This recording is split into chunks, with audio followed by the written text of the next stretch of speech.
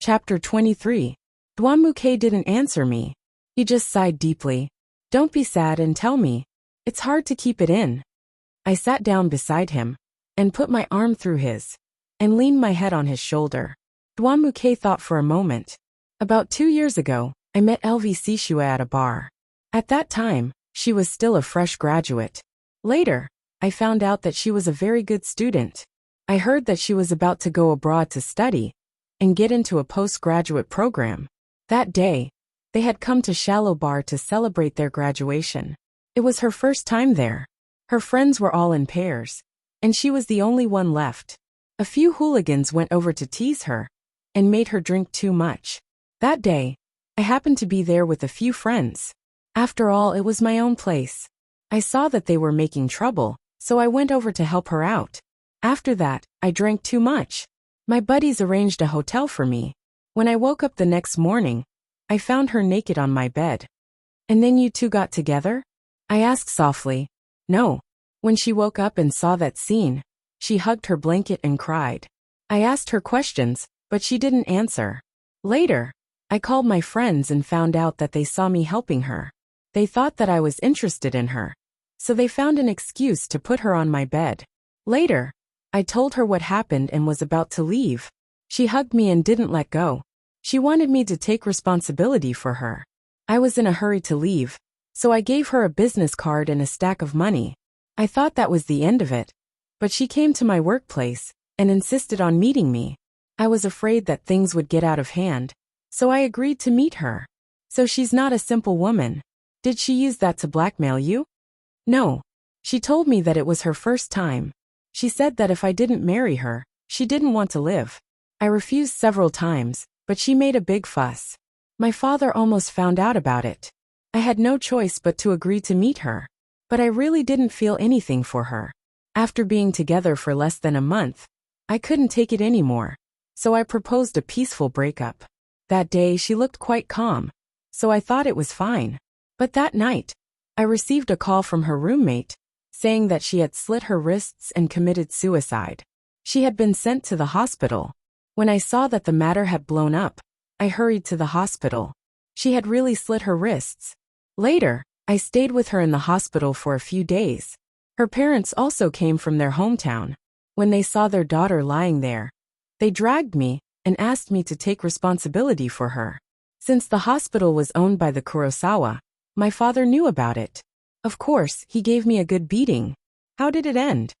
Later, my father came forward and paid a large sum of money, which could be considered to have suppressed this matter. However, I heard that she changed completely after the incident. She didn't go abroad to study. Instead, she spent all her time in nightclubs. I saw her a few times in bars. 2 years ago, there was an incident in a bar. It was said that a drunk girl was gang raped in the bathroom of the bar. I heard from the waiter that it was LV Sishua. I haven't seen her since until today. I nodded thoughtfully. It seems that you have a big influence on her. But the man standing next to her today doesn't look like someone to be trifled with. Just as we were thinking about this matter, the door to the lounge was pushed open and Uncle Jiang came in. Uncle Jiang looked at us and laughed out loud. I was wondering where you two went. It turns out you were here to be lovey-dovey. Uncle Jiang closed the door. Uncle Jiang, don't tease us. We were talking about LV Sishua and that man. I made a face at Uncle Jiang. Oh, you mean Wang Meng? Uncle Jiang pulled a stool and sat in front of us.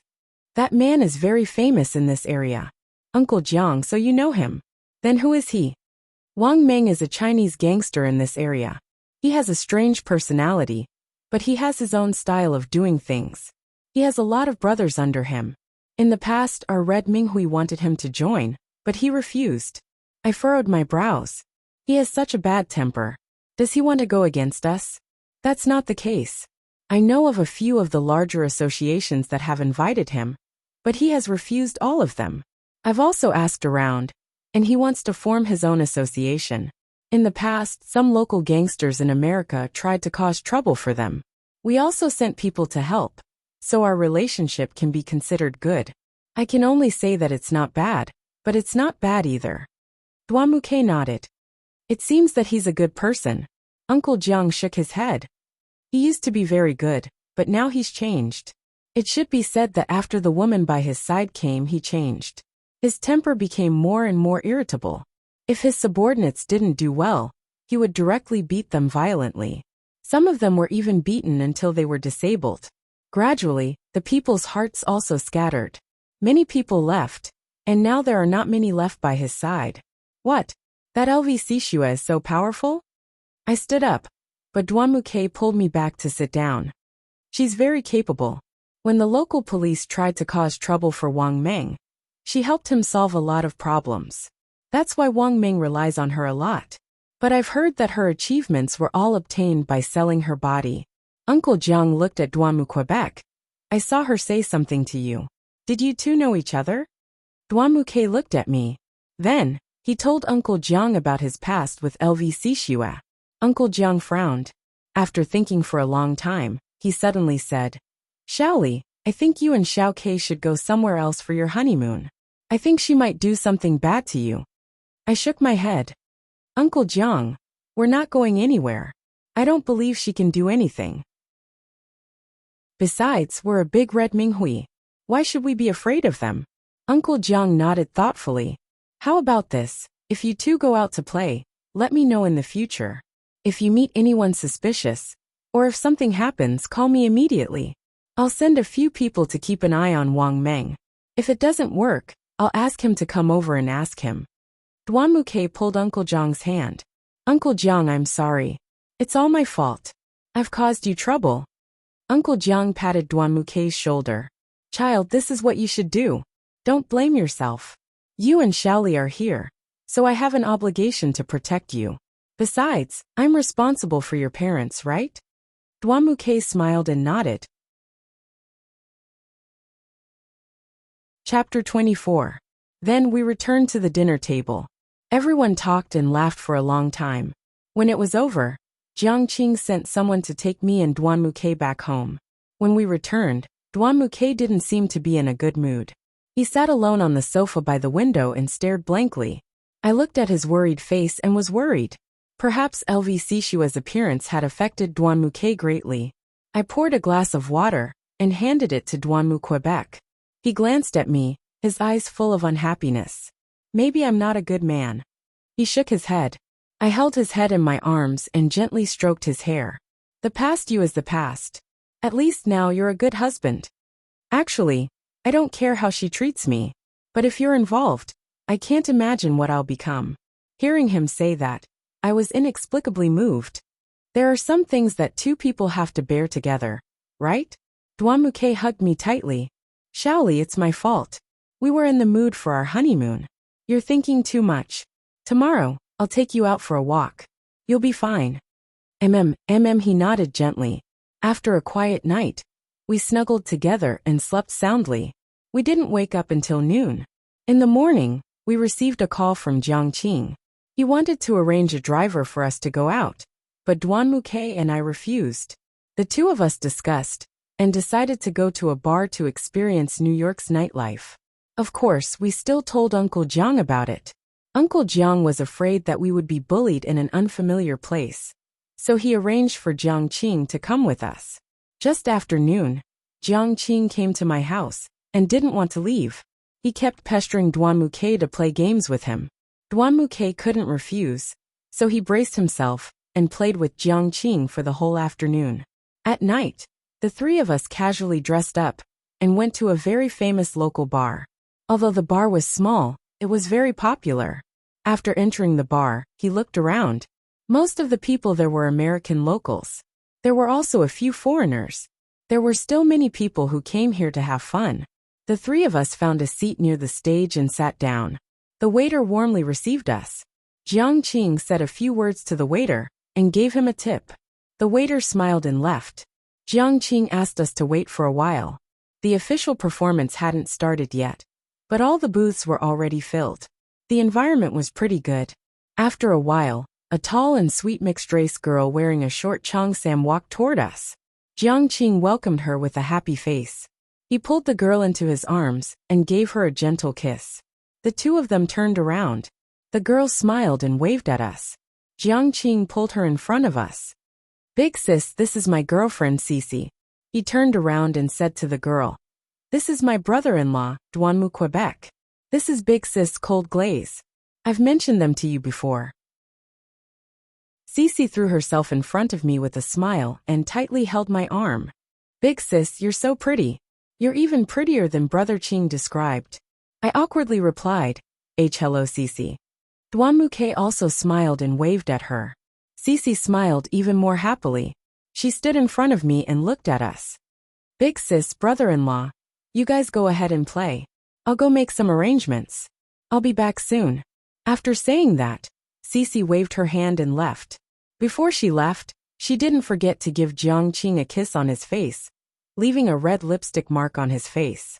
I looked at Jiang Qing with a smirk, waiting for him to explain to me what had happened. Jiang Qing scratched his head. Okay, I'll tell you. She's Cece. Her father is American and her mother is Chinese. This bar is owned by their family. Cece is the best bartender here. I met her by chance when I came to this bar with my friends. I fell in love with her at first sight and spent a lot of effort to get her. Does Uncle Jiang know? Duanmu asked. Jiang Qing nodded vigorously. My dad knows. He's also seen Shaoli. My mom also likes Shaoli. If nothing unexpected happens, I plan to propose to her this year. I suddenly seemed to understand something. I hooked my arm around Jiang Qing's neck. You little brat. Did you arrange for us to come here today so that we could meet our future sister-in-law? You're a scheming brat. Big sister, please spare me. I was afraid that if I told you and brother-in-law too directly, you two would deliberately prepare. How unnatural would that be? Jiang Qing looked wronged as he begged for mercy. I let go of his hand and said, forget it, I'll spare you. I think this little girl isn't bad. Treat her well. Jiang Qing scratched his head with a red face. I know, big sister.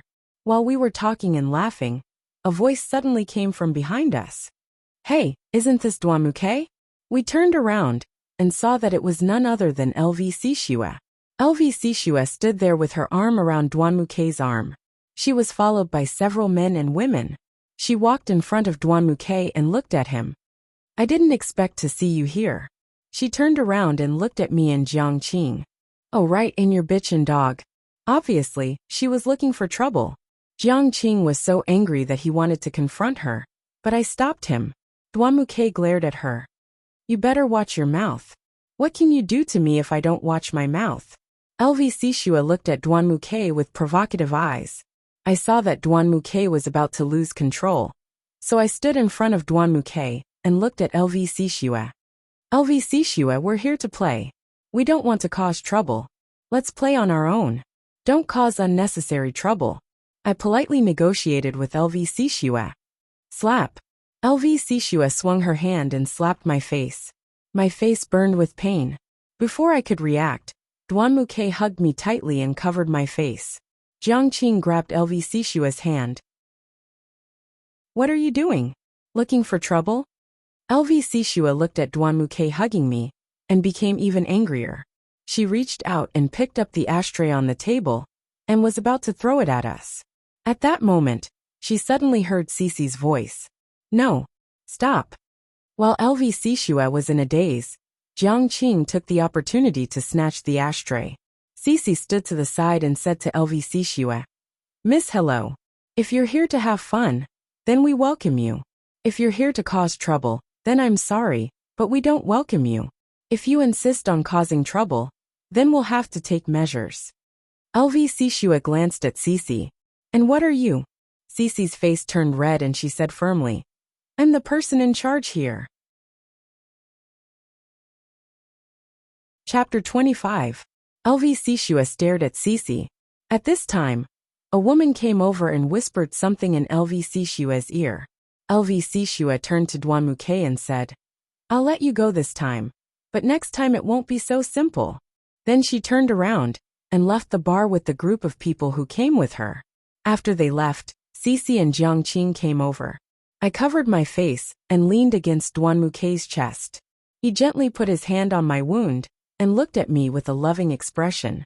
Cece worriedly pulled my hand and said, Jie, are you okay? It's all my fault. I didn't come earlier. She stood there with a wronged expression, and Jiang Qing hugged her. I took out a mirror from my bag and looked at it. Although it was a little red, it wasn't swollen. Duan Mukei's expression became more and more unnatural. I pulled the three of them and said, "What happened tonight? Don't tell Uncle Jiang. And don't let the other Red Minghui know about it. It wasn't a big deal, they didn't do anything to us." Jiang Qing wasn't happy and stood up. "They hit you, and you're still saying it wasn't a big deal? Jejia, we have to vent our anger." Duan Mukei held me in his arms. "I agree with Xiaoli. It wasn't a big deal, let's just let it go. We'll be more careful next time." "Brother-in-law, why are you?" "I'm not scared. I just don't want Xiaoli to get hurt. Today, she was hit by LVC Xue. It hurt more than when I hit my own face." I thought about it, and decided to take Xiaoli somewhere else to play for 2 days before we go back. If we stay here, who knows what will happen? Duan Mukei looked at me. Indeed, I agreed with him. If LVC Xue went back and said something to Wang Meng, it was very likely that he would come looking for trouble with the Red Minghui. It was better for us to leave. After all, LVC Xue was targeting us. I looked at Duan Mukei and nodded. "Jejia, have you thought about it? We've only been here for 2 days. I still haven't spent enough time with you." Jiang Qing grabbed the wine cup and drained it in one gulp. "Okay, listen to us. When you go back, don't say anything. I'll talk to Uncle Jiang about this. Cece, I'll leave this dumbass to you," I said to Cece with a smile. "Don't worry, sister, I'm here." Cece winked at me mischievously. The 4 of us chatted for a long time in the bar. Since we were leaving the next day, we might as well indulge ourselves today. After Jiang Qing sent us home, he went to send Cece. By the time we got home, it was already late at night. Duan Mukei and I took a shower and laid on the bed, but we didn't feel sleepy at all. I laid in his arms and thought about all the things that had happened since we came to America. My heart was in a mess. Maybe this was just a trial for us. As I thought about it, I leaned into Duan Mukei's embrace. He hugged me tightly and patted my back gently. "Are you asleep?" he asked softly. I shook my head. "I can't sleep." "What are you thinking about?" He stroked my hair. "I'm thinking about the things that happened in the past 2 days." I sighed. Duan Mukei turned over and pressed me under his body. He still looked at me with his gentle eyes. He kissed me on the forehead. "I'm sorry for ruining our honeymoon." I hooked my arms around his neck. "It's not your fault. Don't blame yourself." I could see the helplessness in his eyes. I believed that he wanted to give me an unforgettable honeymoon, but I didn't expect it to be ruined. "But I have to thank LVC Xue." He looked at my confused face and continued.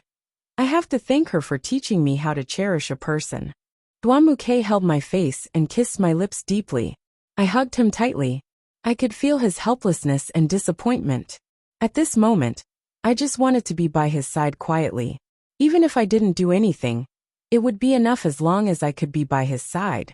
Duan Mukei raised his head and looked at me affectionately. His eyes were irresistible, and I fell in love with them again. He slowly took off all my clothes, revealing my entire body before him. His warm hands gently stroked every inch of my skin. I hugged him tightly, feeling the tenderness that he brought to me. After tossing and turning for half the night, we finally fell asleep. When I woke up again, it was already noon. Duan Mukei was lying on his side next to me looking at me. I blushed and hid under the blanket. Duan Mukei held me in his arms. He held my face out from under the blanket and kissed me. He looked at me with a blissful expression. Morning kiss. I leaned against his chest and listened to his strong heartbeat. Everything was good. At least I had him by my side when I woke up. After we finished packing, we went to the club's hall. Uncle Jiang happened to be there, so we told him that we wanted to leave early. Uncle Jiang asked us why we were in such a hurry to leave. I found an excuse and brushed him off. Uncle Jiang couldn't argue with us, so he agreed. After eating with some of the club's people, Uncle Jiang arranged for Jiang Qing to take us to the airport. We bought a flight to Malaysia. It was still early, so we took a detour to the downtown area to buy some clothes and souvenirs. We were going to bring them back to China. About an hour later, we arrived at the airport. It wasn't good to let Jiang Qing follow us, so we asked him to go back. He was like a child, pestering us for a long time. In the end, he had no choice but to compromise. He reluctantly left the airport.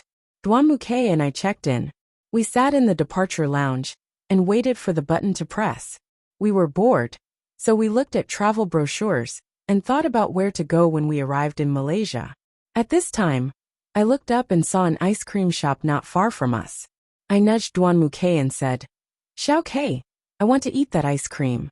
Can you buy one for me?" Dwanmuke looked at the ice cream shop I was pointing at.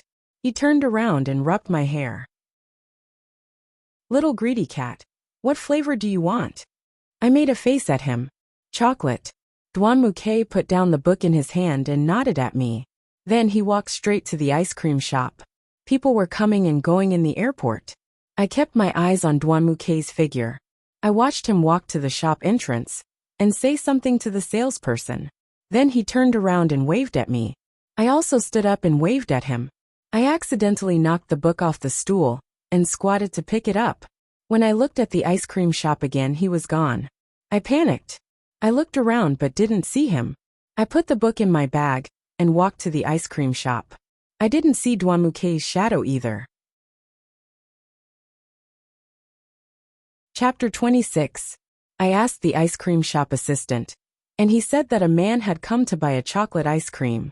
However, after buying it, he left. He didn't know where he went. I panicked. If he really went somewhere, he should have told me. Just as I was feeling gloomy, my phone rang. I took a look and saw that it was Dwanmuke's call. After I picked it up, I was very angry. "Where did you go? Why didn't you tell me?" I waited for Dwanmuke's answer, but there was no response from the other end of the line. I said hello again. At this time, a man's voice came from the other end of the line. "If you want to see your husband, prepare 5 million in cash and wait for my call." I was stunned. Was this a kidnapping? I said to the phone, "Who are you? Where is Dwanmuke? Don't talk nonsense. Hurry up and prepare the money," the other side said fiercely. Before I could finish my words, the other side hung up. I had no choice but to call Uncle Jiang and tell him what had happened. Uncle Jiang asked me to wait for them at the airport. Not long after, Uncle Jiang brought a few people to the airport. We used the excuse of looking for someone to get a video of the incident. We could clearly see that Dwanmuke had received a phone call and disappeared from the video. We couldn't see who had taken him away. After investigating the airport, Uncle Jiang brought me back to the club. This wasn't a small matter. It had been 2 days, and I couldn't hide it from both sides' parents. I hesitated for a long time and called Dwanmutachio and Xiaofinya. They were very worried, but Uncle Jiang promised that he would bring Dwanmuke back. I hadn't had a good rest for 2 days. I held my phone tightly, afraid that I would miss a call. Just as I was about to collapse, my phone suddenly rang. This time it was a missed call. When I answered, it was the same man's voice. "At 1900 hours p.m., bring the ransom. Go to the abandoned factory warehouse at the end of XX Street. You can only bring one person. If you dare to call the police or bring a group of people, you will be dead." After the call ended, I couldn't help but cry. Jiang Qing kept comforting me. Uncle Jiang called my father and quickly transferred 5 million from the headquarters. My father was very worried about me. He was afraid that I would be in danger if I went alone. He wanted someone else to go in my place, but I refused. It was obvious that the other party asked me to go. If I didn't go, Dwanmuke might really be in danger. When it was almost time, Uncle Jiang helped me pack the suitcase with the money and drove us to the transaction location. On the way, Uncle Jiang told us that he had arranged a group of people nearby. Jiang Qing would go in with me. If there was any danger, Jiang Qing would send a signal, and everyone would rush in to save us. When we arrived at the entrance of the factory, we saw that the factory was in ruins. Jiang Qing and I carefully walked in. When we saw the dilapidated warehouse, we looked at each other and pushed the door open. The huge warehouse was empty. I stood in the middle, put down the suitcase with the money and shouted, "I'm here." After waiting for a while, no one came out. I shouted again. At this time, a few people came out from the innermost part of the warehouse. Among the crowd, I saw Dwanmuke, who was tied up and blindfolded. Fortunately, It seemed that they didn't make things difficult for Duanmu, Quebec. He wasn't injured. I breathed a sigh of relief. The man at the front was holding an iron baseball bat. His limbs were covered in tattoos, and he had a big lip ring on his lips. He sat on a broken suitcase and looked at me and Jiang Qing with an evil expression. His people took off Duanmu's blindfold. Shaoli, Duanmu shouted at me. The man next to him fiercely punched Duanmu in the stomach. Duanmu fell to the ground. What are you doing? You said you would guarantee his safety. I was a little anxious and shouted at the man. The man sitting on the suitcase looked at the man, indicating that he should stop.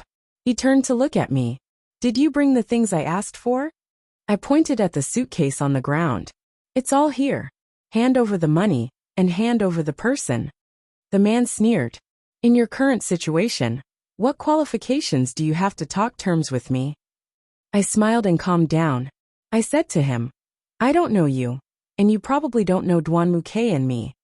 If you were targeting the Red Ming Hui, then the person you kidnapped should be me, not him. The man raised his eyebrows and looked at me. Continue. You were hired by someone else. This honeymoon trip with him was very low-key. Besides our family and friends, no one else knew. Duanmu doesn't know anyone in New York. Besides one person, I can't think of anyone else. Come out. Don't hide, LV. At this moment, a figure walked out from behind the pillar behind the man. It was none other than LV. She looked at us with a perverted smile. I didn't expect you to be so smart. No wonder Duanmu likes you so much. The tattooed man shook his head at her. I didn't tell you. You can only blame her for being too smart. LV motioned for him to leave. I've brought you the money. Please let Duanmu go. I looked at her. I can let him go, but you have to bring me the money. It was obvious that she didn't have good intentions. Jiang Qing grabbed my arm and shook his head at me. He didn't want me to go over. I looked at him and used my eyes to tell him that if anything happened, he had to give Uncle Jiang a signal. I turned and pulled my suitcase towards LV.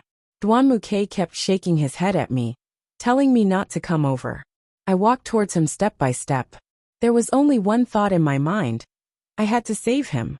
When I reached LV, I put down my suitcase and said, Here's the money. Can I take him away? I walked towards Duanmu, Quebec. Wait. She suddenly grabbed my arm. Don't be in such a hurry. Check it first. Several people opened the suitcase and looked through the money. There was nothing wrong with it. They nodded at her. She let go of my arm. I ran towards Duanmu and untied him. I supported him as we walked past LV. Jiang Qing saw us coming and greeted us with a smile. Brother-in-law, are you okay? It's a good thing we escaped. Let's go.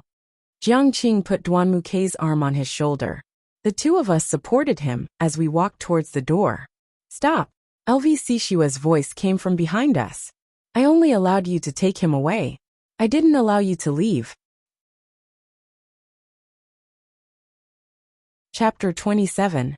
We turned around and looked at LV. Duanmu stood in front of me and said, I've already given you the money. What else do you want? LV looked at us and smiled. I haven't played enough yet. How could I let you go so easily? At this time, a group of people came out from all directions and surrounded us. The three of us saw that the situation wasn't good. I signaled to Jiang Qing, who secretly pressed the signal. We were at a disadvantage.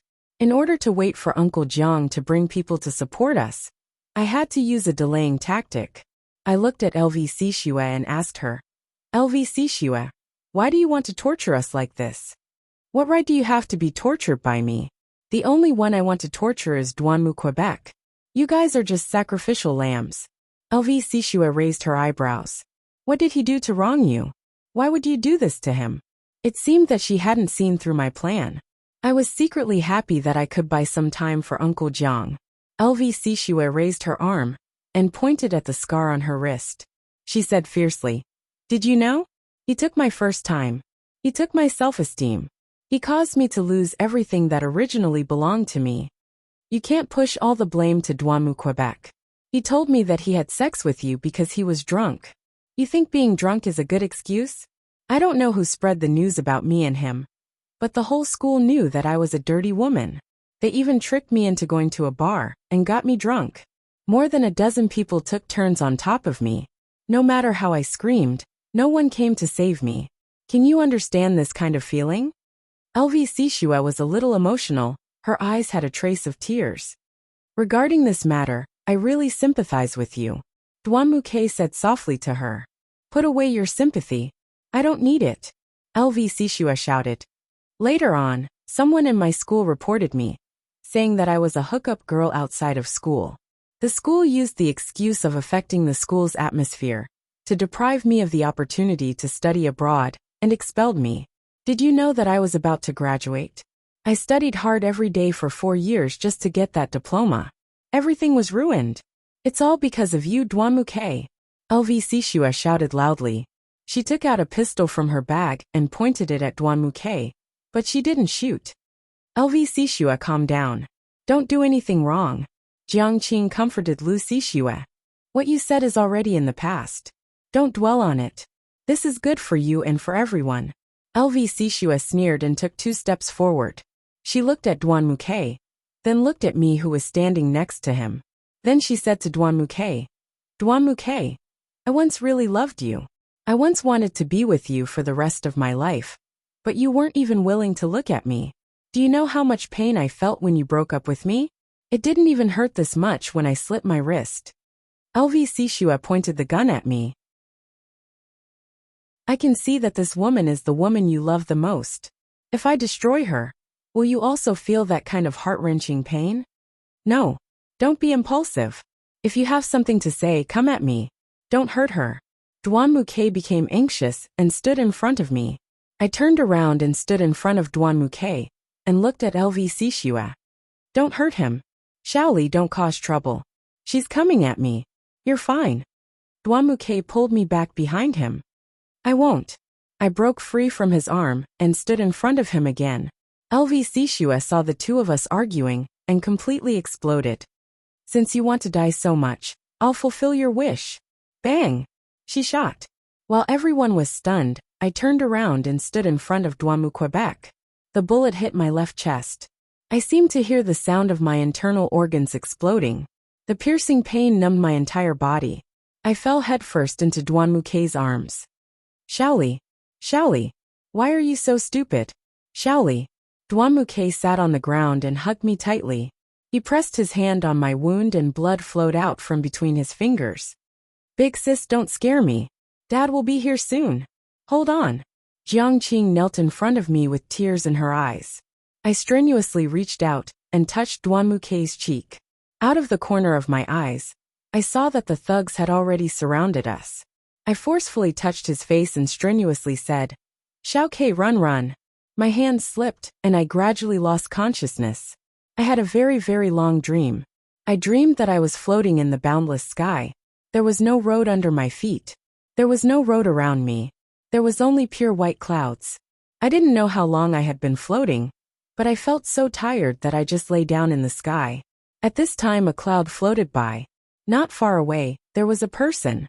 That familiar figure, that familiar face, that exclusive gaze. I stood up and floated towards him. As I floated, I didn't get any closer to him. I panicked. He waved his hand at me and turned to float further away. I shouted his name loudly, but no sound came out from my throat. I was so sad that I wanted to cry, but there were no tears. I helplessly watched as that figure moved further and further away from me. Suddenly that figure stopped. He held a gun in his hand and pointed it at me. I forcefully shook my head and begged him not to shoot, but he ignored me and pulled the trigger. The bullet pierced through my body. My body began to bleed, and the blood wouldn't stop. My feet were already dyed red by me, and the sky was dyed red by me. That figure turned and left again. I lay there and screamed with all my might. Suddenly I woke up with a start. My forehead was covered in sweat. I kept comforting myself in my heart. Fortunately, this was just a dream. It was already late at night. I turned my head and looked around. It turned out that I was in the hospital. It seemed that I had come back from the gates of hell. I struggled to sit up. I saw a person lying next to my bed, sleeping soundly. I touched his soft hair. It couldn't be more familiar. It seemed that before I woke up, Duanmuke had been by my side. Looking at Duanmuke sleeping soundly, I suddenly felt very happy. I didn't know when it started, but he had already occupied my heart. I didn't want to lose him more and more. Even if I could only slowly stay by his side like this, it would be very happy. I gently kissed him on the head, but I didn't expect to wake him up. He stretched slightly. When he opened his eyes, he saw that I was also looking at him. At first he was stunned. Then he immediately sat up. He held my hand and said with concern, "Shaoli, you're finally awake. Do you feel uncomfortable anywhere?" Chapter 28. Duanmuke sat in front of me and reached out to gently wipe away the sweat on my face. His face was full of affection. Feeling the warmth of his fingers, I finally confirmed that I was still alive. Waves of pain came from my chest, but seeing Duanmuke made this pain nothing. I moved to the side of the bed to make some space. I patted the bed, indicating for Duanmuke to come up. He was stunned for a moment, then shook his head. "This will touch your wound, and you won't be able to rest well." I smiled at him and pulled his arm. He couldn't refuse, so he lay down next to me and carefully hugged me, afraid of touching my wound. I leaned my head against his chest, feeling very happy. Just like before, he gently stroked my hair. "How long have I been asleep?" I raised my head to look at him. "You've been asleep for a few days. While you were unconscious, Uncle Jiang, Jiang Qing, and everyone else were here. They didn't leave even a step." Duanmuke gently kissed my forehead. "How did I sleep for so long?" "After you arrived at the hospital, you were directly sent to the operating room. Because you were shot too close to your heart. During the operation, the doctor came out and announced that you were in critical condition several times. I was really afraid that you wouldn't make it. I wouldn't be able to explain it to Mom and Dad, and I definitely wouldn't be able to forgive myself." Duanmuke's eyes reddened. I reached out and gently touched his face. "Silly, aren't I back now?" "Oh right, what happened after I fainted?" Duanmuke told me in detail what happened after I fainted that day. It turned out that after I fainted, the thugs saw LV shoot, so they swarmed over. They wanted to beat up Jiang Qing and Duanmuke. At that time, the door to the warehouse was knocked open. Uncle Jiang led a group of people into the warehouse and blocked LV and the others inside. The two groups of people started to tear each other apart, and the scene was chaotic. LV saw that the situation was not good. Just as she was about to escape, she was blocked by Jiang Qing. In a few moves, she was subdued and pinned to the ground. At this time, a lot of police officers came into the warehouse. It turned out that Uncle Jiang had called the police when he arrived. Uncle Jiang told the police everything, and the police took everyone away. Duanmuke took me to a nearby hospital. Just like that, I stayed there for a few days until I woke up today. What about Lu Xixue? Where is she now? She was taken away by the police. They're probably questioning her now. You don't have to worry. Duanmuke hugged me tightly. As long as you're fine, I'm content. This time, I've completely understood that I can't leave you. You know, when you were bleeding and fell into my arms, I was really sad. After you fainted, I thought you. At that time, my mind was blank. When I saw Uncle Jiang and the others coming, I carried you and ran to the hospital. But thank God you're finally back with me. Aren't I fine? Don't worry. I promise I won't run around anymore. I smiled at him. Thank you for letting me know that if I love someone with my heart, Shaoli, please allow me to take care of you for the rest of my life. Duanmuke cupped my face and kissed me deeply on the lips. It was the same familiar taste, the same familiar feeling. Duanmuke looked at me and gently stroked my hair. All right, it's getting late. Be a good girl and sleep for a while. I'll watch you sleep. With that, he moved to get off the bed. Seeing that he was about to run away, I quickly hugged him. In the end, I accidentally touched my wound. Aya. He quickly helped me lie down and reached out to unbutton my shirt. I covered my shirt and looked at him in shock. What are you doing? His face darkened. I just want to see if the wound is bleeding. What are you thinking? Embarrassed, I let go of his hand and let him unbutton my shirt. He looked at it for a while and said, Good, the wound didn't open. Don't move around. Rest. He buttoned my shirt again. I didn't want to let go of his arm. I acted cute and said, "I want to sleep with you." Duan Muke shook his head helplessly. "Alright, don't move around. Of course, don't have any messy thoughts." He lay down next to me and hugged me in his arms. I rested my head on his arm. My arms and legs were draped over his body. "What thoughts can I have? It should be you." I rolled my eyes at him. "I can't do anything about it. You're lying next to me, and I have a reaction. What tricks can I have? I don't have any tricks." Duan Muke's hands began to roam everywhere. I glared at him. "Bastard. Sleep." Amidst the noise, the two of us gradually fell asleep. We slept very peacefully in Duan Muke's arms. The next day, Duan Muke told everyone that I had woken up. Uncle Jiang and Jiang Qing came to the hospital to visit me. Jiang Qing looked at my haggard appearance and cried like a child on the bed. I comforted him for a long time, but the child didn't give me any face. He cried his heart out. I had no choice but to give Duan Muke a look. Duan Muke understood my meaning and found an excuse to drag Jiang Qing out. Only Uncle Jiang and I were left in the room. Uncle Jiang sat next to me and held my hand. "Li Er, how are you? Do you feel better?" I smiled at Uncle Jiang. "Uncle Jiang, I'm much better. You've all worked hard these past few days. I've made you all worry. It's fine. This is what we should do." Uncle Jiang looked at me.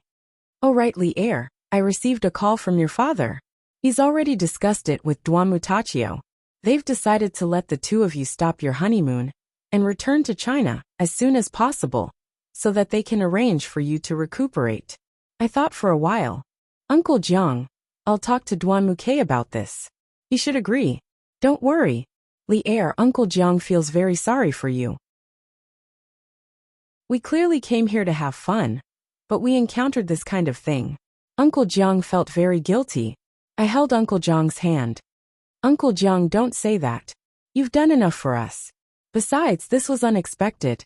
It's not surprising that someone as dark as LVC Xue would do something like this." "Oh right, Uncle Jiang. How are things with LVC Xue and Wang Meng?" I contacted Wang Meng and told him about this matter. He was very surprised. He said that he didn't know that LVC Xue had done these things. He also asked LVC Xue why she had a conflict with us. She only said that Duan Muke had bullied her. She didn't say anything else. LVC Xue wanted to frame him, saying that Wang Meng had asked her to do this. Later, he asked me to be a witness to prove that he had nothing to do with this matter. Wang Meng also agreed to join the Red Minghui. LVC Xue has already received the punishment she deserved. Chapter 29. Uncle Jiang wanted me to be a witness, but I refused. After all, the Red Minghui had a lot of influence in the local area. This matter could be big or small, so for the sake of benefits, it was better to find a random reason to sue LVC Xue. Later, I talked with Uncle Jiang about some things related to the Red Minghui branch, and Uncle Jiang went back to work. I stayed in the hospital for another 2 days.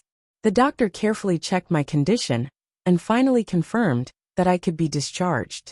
These days, Duan Muke had been taking care of me carefully. He told me stories during the day and hugged me to sleep at night.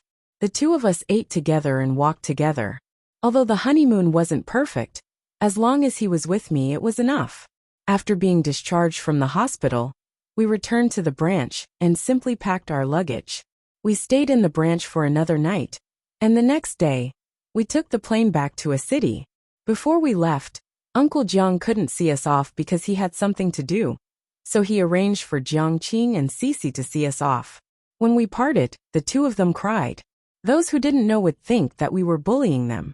However, we had to leave anyway. After parting with them reluctantly, we took the plane back. After more than 13 hours of flight, we finally returned to a city. During the whole journey, Duan Muke was worried that I wasn't feeling well. When everyone was sleeping, he still stayed by my side. Finally, we got off the plane and walked out of the airport. We saw a group of people outside the airport to welcome us. At this time, a person walked out of the crowd. It was Xiao Fengya and my mother. When they saw me and Duan Muke, they immediately greeted us. Xiao Fengya worriedly held my hand and asked me about my physical condition. When my mother saw my haggard appearance, she couldn't stop her tears from flowing down. I didn't expect that they would come to pick us up in person. We got in the car and returned to Duanmu's house. Before we came back, my parents and Duanmu K's parents had discussed that when we came back, we would directly go back to the Duanmu's house. My parents would stay with me at the Duanmu's house for a few days until I recovered. When I returned home and looked at the familiar door, I felt at ease. I also remembered the first time I entered this door. I had the mentality of letting nature take its course, and even a little rebellious. But now it was different. This was just like my own home. It was a home that made me happy. When we entered the door, Duanmu Tachio and my father were already waiting for us in the living room. When they saw us, they asked about us with concern. After we chatted for a while, Duanmu Tachio took my father and Duanmu K to the study. Xiao Fengya and my mother helped me up the stairs and let me lie down in the room to rest. As soon as I walked up the stairs, I saw Yu Xian standing at the end of the stairs, looking at me with a serious face. But I was already used to it. I didn't expect her to like me that much. Perhaps she would even laugh at me in her heart when she saw my injured appearance. We entered the bedroom that Duanmu K and I shared. The room was spotless. Xiao Fengya would arrange for the housekeeper to clean it every day. I changed into my pajamas and lay down. Xiao Fengya and my mother packed the clothes while chatting with me. They talked about the things that had happened in the United States. I wanted to get up and help them, but they pressed me down on the bed and didn't let me move. I had no choice but to lie down and tell them what had happened in the United States. When they heard about LV Sishue, they were shocked. I guess that they had the same thought as me. No one would have thought that a woman could have such a bad heart. However, when it came to LV Sishue, Xiao Fengya thought for a long time and remembered that there was indeed such a person. At that time, she was very angry. She said that her parents had threatened Duanmu Tachio. We chatted for a while. When it was almost time for bed, Xiao Fengya and my mother returned to their respective rooms. Duanmu K hadn't returned yet. I stared at the desk in a daze. Suddenly, I remembered that Duanmu K had written something there. When he saw me, he immediately hid it. Out of curiosity, I got out of bed and walked to the desk, rummaging through the drawers. Sure enough, in the corner of the bottom drawer, I found a palm-sized notebook. According to its hidden position, it should be something important to Duanmu, Quebec. After hesitating for a long time, I decided to open it and take a peek. I opened the first page of the diary. It was a wedding photo of me and Duanmu, Quebec. Although we weren't very willing when we took the photo, looking at it now, it was still pretty good. At the bottom of the photo, there was a line of words. Only one person, Duanmu, Quebec. I smiled and continued to flip through the pages. It seemed that Duanmu K had a habit of keeping a diary. After reading the first few pages, I couldn't help but laugh. The first few pages were about how he had just met me, and how he felt that I was a good and quiet person. However, he was very against this kind of binding marriage, so he was always against me. I thought to myself that he was quite self-aware. As I flipped through the next few pages, my heart became more and more moved. The contents of the diary, from the day he played tricks on me to the day we returned to my house, were all the happy moments we had together. In the diary he wrote, I had the mentality of letting nature take its course, but when I kissed her for the first time, I discovered that I actually fell in love with her. Seeing her under my body without fear in her eyes, I really wanted to possess her, not just her body, but also her heart. I couldn't tolerate other people of the opposite sex appearing in her eyes. Her eyes could only contain me. I closed the diary and held it against my chest. It turned out that he had already fallen in love with me at that time. Xiaoli, I'm back. Duanmu K's voice came from the door. I suddenly came back to my senses and wanted to hide the diary. However, I didn't have time to hide it. The moment he pushed the door open, he saw the diary in my hand. Duanmu K looked at me with an astonished face. Xiaoli, what are you doing? Then, he quickly walked in front of me and snatched the diary from my hand. Then he hid it behind his back. His face was extremely red. He turned his head and didn't dare to look at me. I stared at him blankly. His eyes looked around randomly. After thinking for a while, He turned his head and looked at me. In a low voice he said, "You saw it all?" I covered my mouth and looked at him laughing.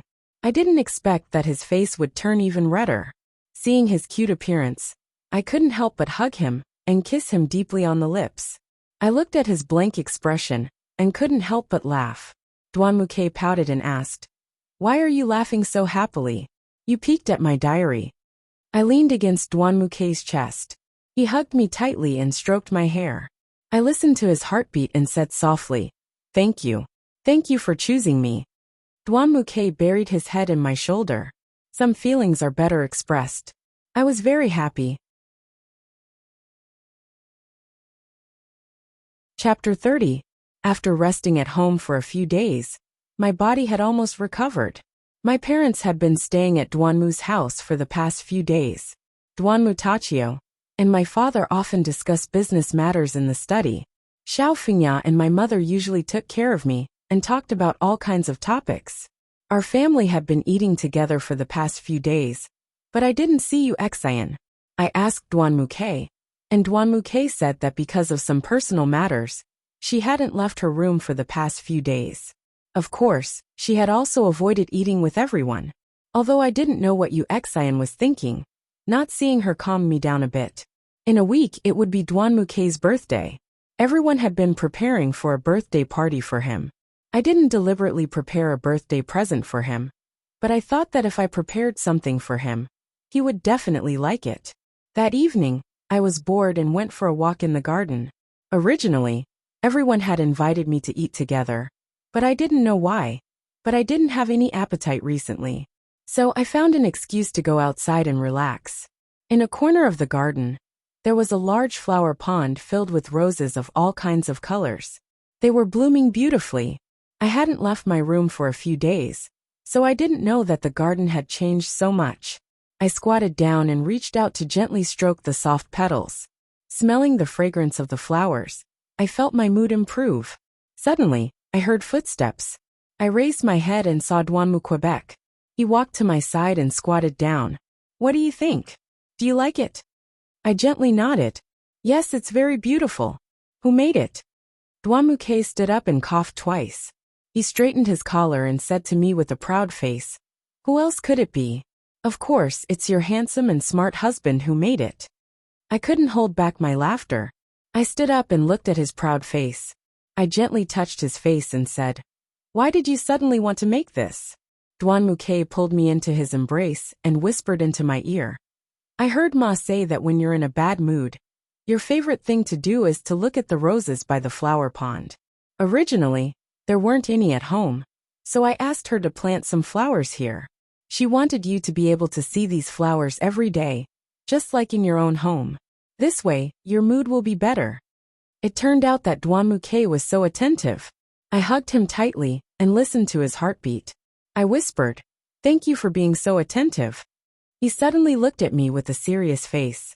"Sai, actually our flower pond isn't as big as the one at home. Although it's a little small, don't worry. When I have the chance in the future, I'll definitely give you a similar one. No, it'll be even bigger. Don't be unhappy." Looking at his serious face, I smiled and knocked his head. "Silly, why do you need such a big one? This is good. It won't be too tiring for me to take care of." Duanmuke suddenly hugged me and gently stroked my hair. "It's good that I can hold you in my arms like this. Right now, I'm really scared of losing you. So don't leave me, okay? Just stay in my arms like this. I don't care what happens as long as you don't leave." It might have been an illusion, but I felt as if Duanmuke's voice was choked with sobs when he said that. I hugged him tightly. No matter what, he was the only one in my heart. I didn't want to lose him. I just wanted to be with him forever. The two of us leaned against the rose pond and talked about the things that had happened during our trip to America. From a distance, we saw Yu Xian walking towards us. She stopped in front of us and looked at me. Then, she turned to Duanmuke and said gently, "Brother Duanmu, Uncle wants to talk to you about something. He wants you to go to the study now." Duanmuke looked at Yu Xian, then turned to me. He gently stroked my face and said, "Shaoli, Dad wants to talk to me. I'm going there now. Don't stay for too long. Go back and wait for me."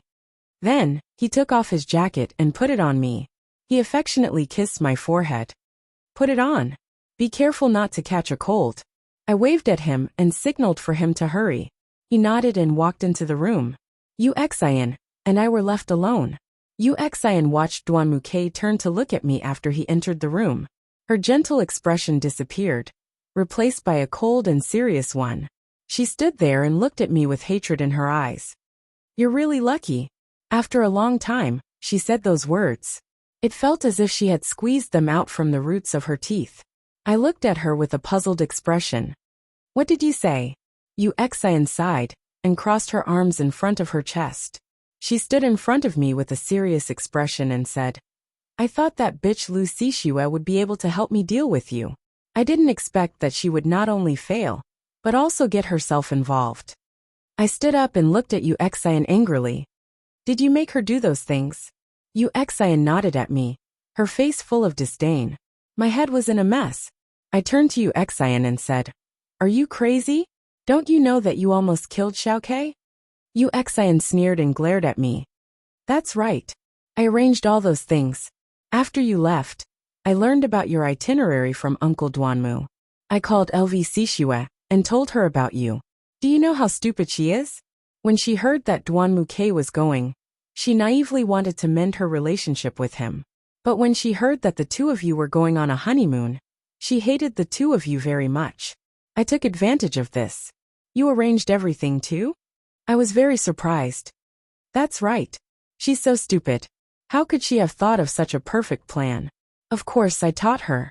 So why do you think Duanmu Ke wasn't injured, and you were the only one injured?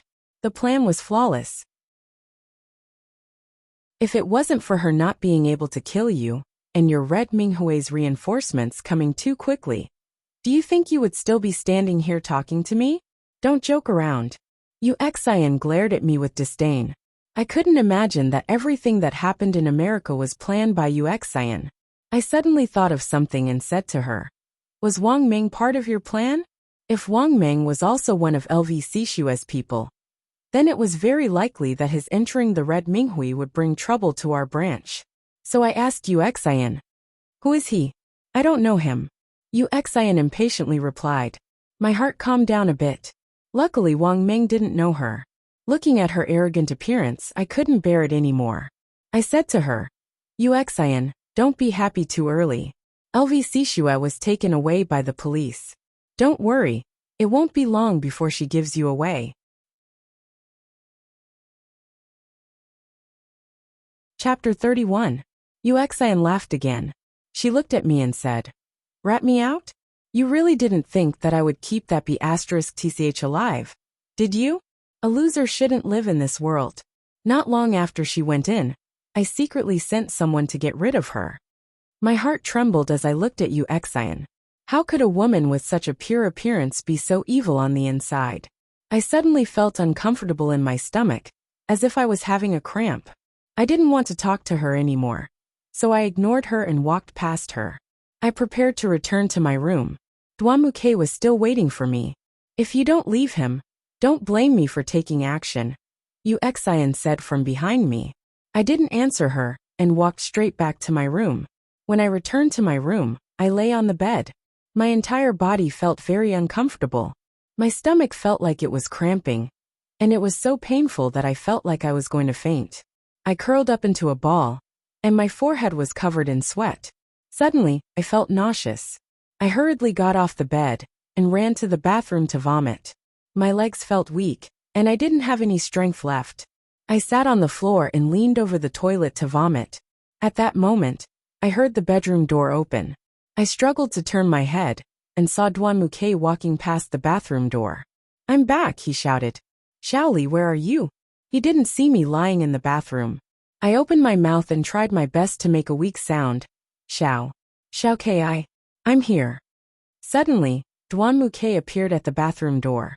When I saw him, I felt less nervous.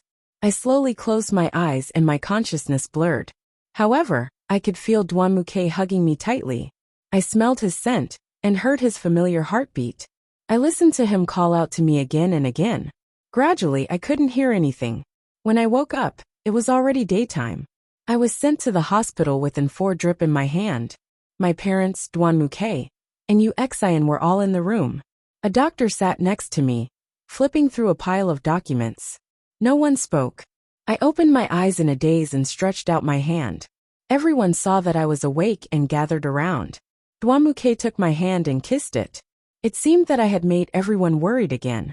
After a while, the doctor closed the documents and said to everyone, "I've taken a quick look at the report. It's nothing serious. It's just that her stomach isn't good and she doesn't eat much. When she goes back, she has to eat regularly. Even if she doesn't want to eat, she has to think about the baby in her belly." What? We were all stunned by the doctor's words. I thought to myself, what baby? Am I pregnant?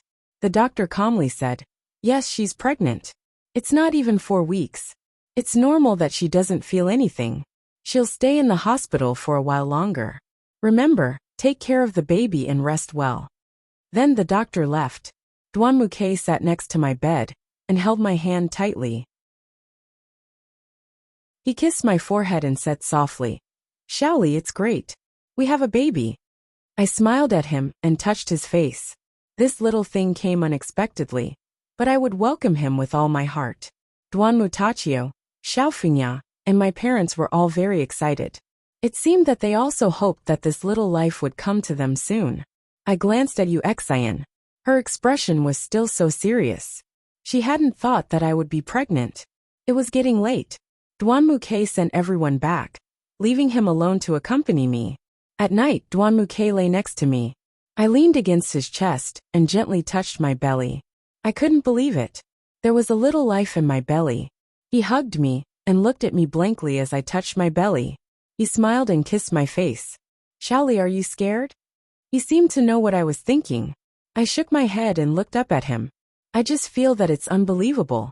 There's a little life in my belly, and he'll come out to meet us in 10 months. Yeah, then I'll be the father and you'll be the mother. Do you want a daughter or a son?" I asked him softly. Dwanmuke hugged me. "It doesn't matter if it's a boy or a girl. As long as it's ours, I'll like it." I nodded in his arms. "As long as it's our child, it doesn't matter if it's a boy or a girl." We stayed in the hospital for 2 days and did a systematic checkup. After everything was normal, we were discharged. When we returned home, Xiaofingya and my mother cooked a sumptuous lunch. There were all kinds of supplementary dishes. I couldn't refuse, so I ate them in big bites.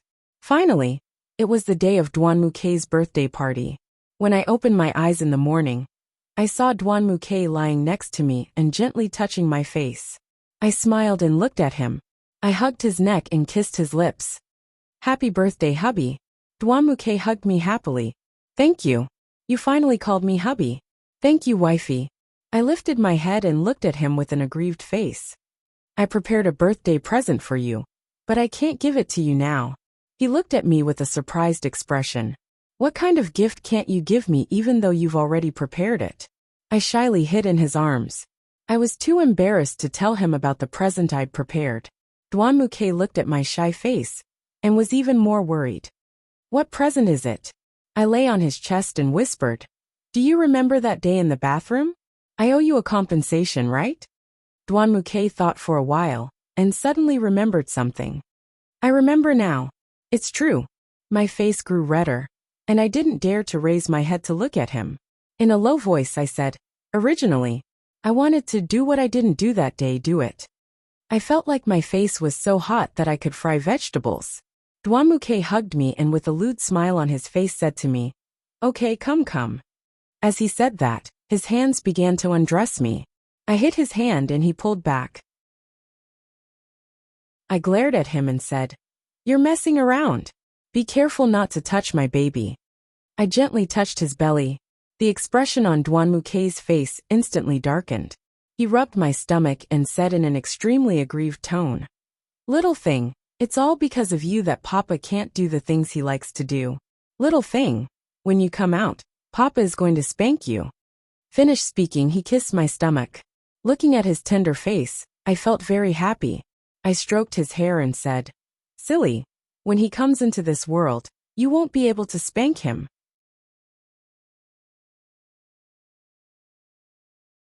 Chapter 32. Dwamuke looked up at me and said, "Of course. He's my baby. How could I bear to hit him?" He hugged me and said, "I don't care what kind of birthday present you prepare for me. I only care that you're the one who's by my side. Plus, you've already given me the best birthday present. It's our child. I hope the baby will grow up quickly and come to this world soon." I nodded as I lay in his arms. As long as he was by my side, I felt very satisfied. The whole family was busy preparing for Dwanmuke's birthday party. Because I was a special person, the whole family didn't allow me to do any work. They only asked me to sit or lie down. I was really bored, so I went to the garden to look at the pool of roses. The afternoon sun was warm. I went to the rattan chair across from the rose pool and made some simple arrangements. I spread out a blanket and brought a pillow. Then, I lay on the chair and closed my eyes to smell the fragrance of the flowers. The rattan chair had a sunshade at the top, so I wouldn't have to worry about being exposed to the sun. Just as I was about to fall asleep, I heard footsteps approaching me. However, it was obvious that the footsteps were deliberately soft. I opened my eyes and looked up. I saw a person walking towards me. It turned out to be Han Hao. I sat up from the rattan chair. When he saw me get up, he didn't pretend to be soft anymore. He rubbed his head and smiled at me. "Haha, you're awake. Did I wake you up?" He walked up to me awkwardly. I pointed at the flower pool opposite me and asked him to sit down. After he sat down, I looked at him. He was still the same sunny and handsome guy. I smiled at him. "You must be here for the party. It's still early." He nodded. "Father said that he would come early to see if there was anything he could help with." "Why are you here?" "They didn't let me help. I didn't know where to stay. So, I came here to sleep." I made a face at him. Han Hao suddenly thought of something and asked, "I heard about what happened during your honeymoon. It must have been hard on you. You must have suffered a lot. Are you feeling better now?" I nodded. "I've almost recovered. It's not perfect, but if there's a chance in the future, we can go on vacation somewhere else." Han Hao stared blankly for a moment. Then he lowered his head and quietly asked, "You and him, how are things going?" Han Hao looked up at me, his eyes waiting for the answer he was looking forward to. I understood what Han Hao meant. I smiled and said, "Yeah, it's good. He loves me a lot." A hint of disappointment flashed through Han Hao's eyes. He was silent for a few seconds, then nodded and said, "Yes, very good, very good." Looking at Han Hao, I suddenly felt that my feelings for him were not as strong as before.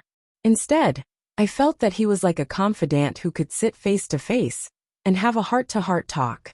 It was very comfortable, and he could also understand what I wanted to express. "Wifey, you're here. I've been looking for you for a long time." While we were both silent, Dwanmuke's voice came. He had already walked in front of us. He first looked at me, then at Han Hao. "Han Hao, when did you come? Why didn't you tell me?" After saying that, Dwanmuke sat beside me and hugged me in his arms. Han Hao saw all of this, and I suddenly felt that his expression wasn't very natural. However, he still maintained a smile and said to Dwanmuke, "I came with my father. We were just wandering around when I saw Xiaoli here, so I came to say hello." Dwanmuke smiled. "So that's what happened.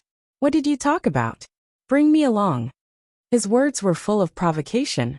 I could see that Dwanmuke was a little jealous, so I had no choice but to say to Dwanmuke, "Why would I bring you along? Han Hao and I were talking about what happened in America." Dwanmuke had a doubtful expression. "Oh, so you were talking about that. It's all in the past. Let's not talk about it. Let's talk about the present." We both looked at him with a puzzled expression. "About what? You haven't told Han Hao yet? I thought you told him." Dwanmuke hugged me even tighter. "What is it?" I also had a puzzled expression. I didn't know what he was talking about. Dwanmuke looked at Han Hao and said, "Han Hao, I thought my wife told you. Turns out she didn't. Let me tell you. Xiaoli is pregnant. I'm going to be a father." Dwanmuke's face was full of happiness, and his whole body emitted a happy aura. Han Hao's expression wasn't as natural. His smile was even more stiff. He smiled at us and said, "That's great. Congratulations. How long has it been?" I rubbed my belly and said, "Almost 4 weeks. That's great. Han Hao looked at me and then said to Duan Muke, I'm going to go in and see if there's anything I can help with. Tell Xiaoli to go in early. It's not good to be exposed to the wind. Duan Muke nodded and waved at him.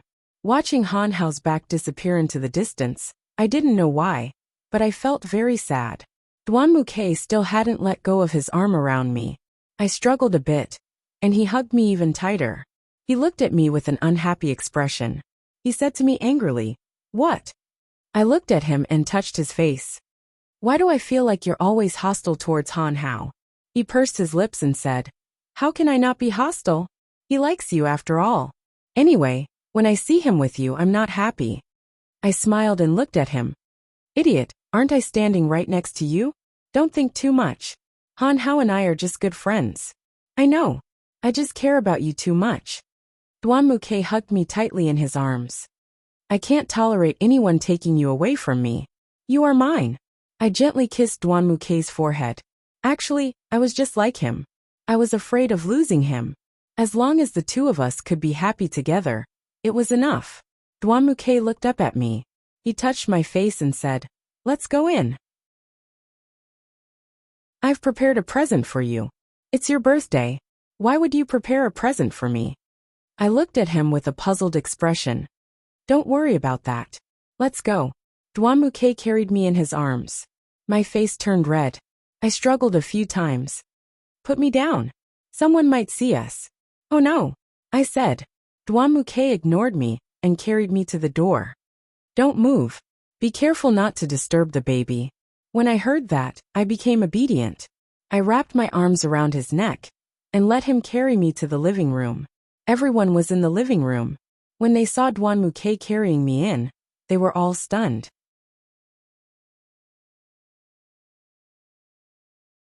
Chapter 33. Seeing the whole family in the living room, I felt very shy. I whispered to Duan Muke, Hurry up and put me down. Everyone is watching. I'm not going to put you down. He rolled his eyes at me, then looked up at everyone. Mom, Dad, thank you for your hard work. I have to take Xiaoli back to her room first.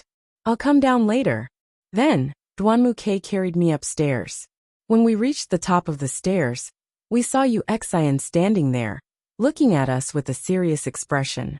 It felt like her eyes were about to spit fire. Duan Muke walked in front of Yu Xian and suddenly stopped. He said to her, Xin, you're just in time. Come with me. Then he carried me into our room. I turned around and saw that Yu Xian's face was red. After we entered the room, Duan Muke put me on the bed and gently covered me with a blanket. He then poured me a glass of water. After I drank it, he took the glass away. Yu Xian stood at the door, watching Duan Muke's busy figure. Her eyes were filled with tenderness, but when she saw me, her expression became especially cold. Duan Muke pointed at the stool by the dressing table, indicating for her to sit. Yu Xian thought for a moment, then walked in and sat on the chair, looking at him. Duan Muke pulled out 2 gift boxes from the bottom of the wardrobe. One was pink, and the other was white. Duan Muke handed the white box to Yu Xian. Then, he handed the pink box to me and carefully opened it. Inside the box was a pink dress. Duan Muke took out the dress. It was a pink spaghetti strap evening gown. The style and color were all my favorite. I gently touched the dress. It was so beautiful that I didn't even want to wear it. Duan Muke looked at my infatuated face and rubbed my head. What do you think? Do you like it? I nodded vigorously. It's beautiful. The style and color are all my favorites. I touched the jewels on the dress. This dress must have been very expensive.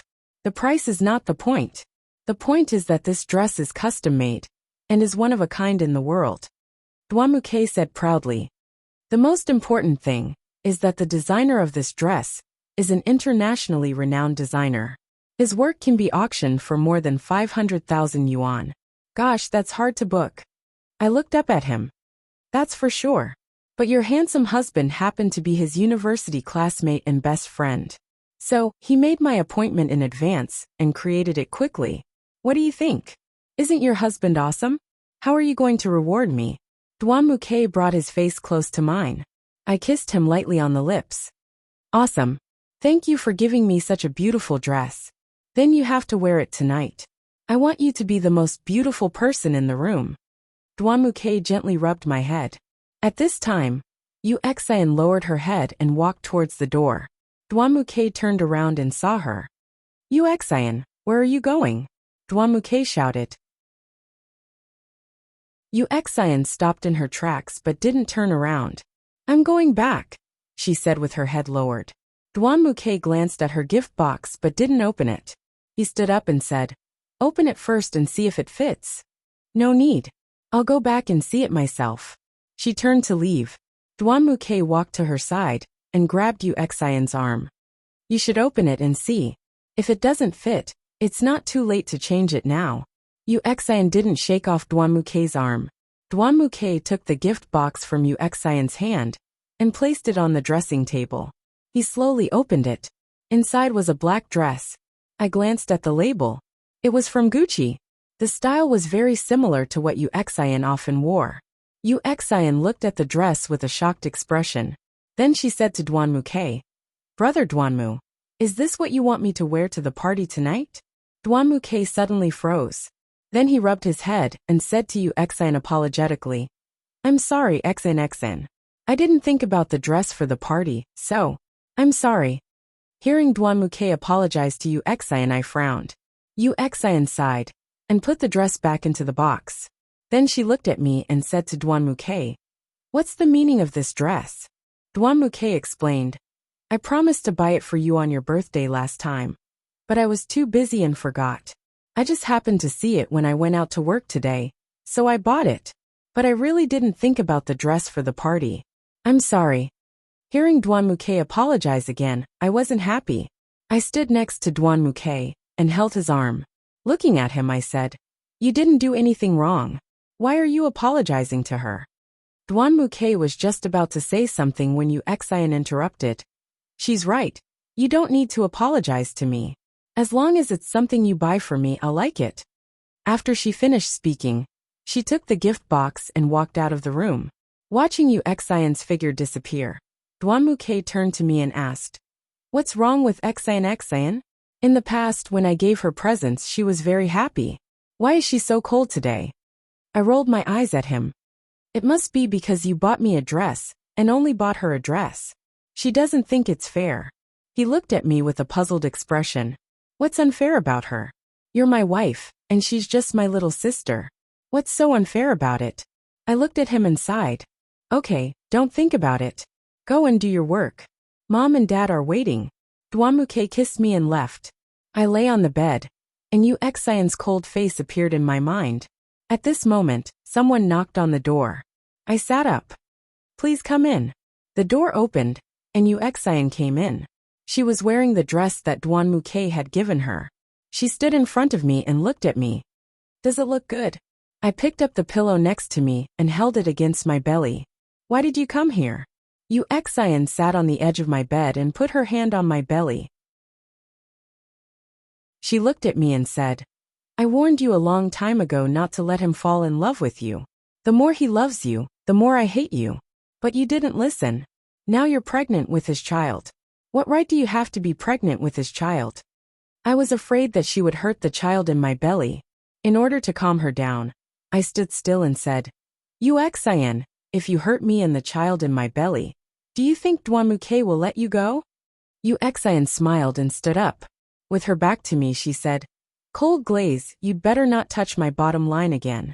Don't wait until I can't control myself. I don't know what crazy things I'll do. At that time, not only you and your child, but even your parents will be affected.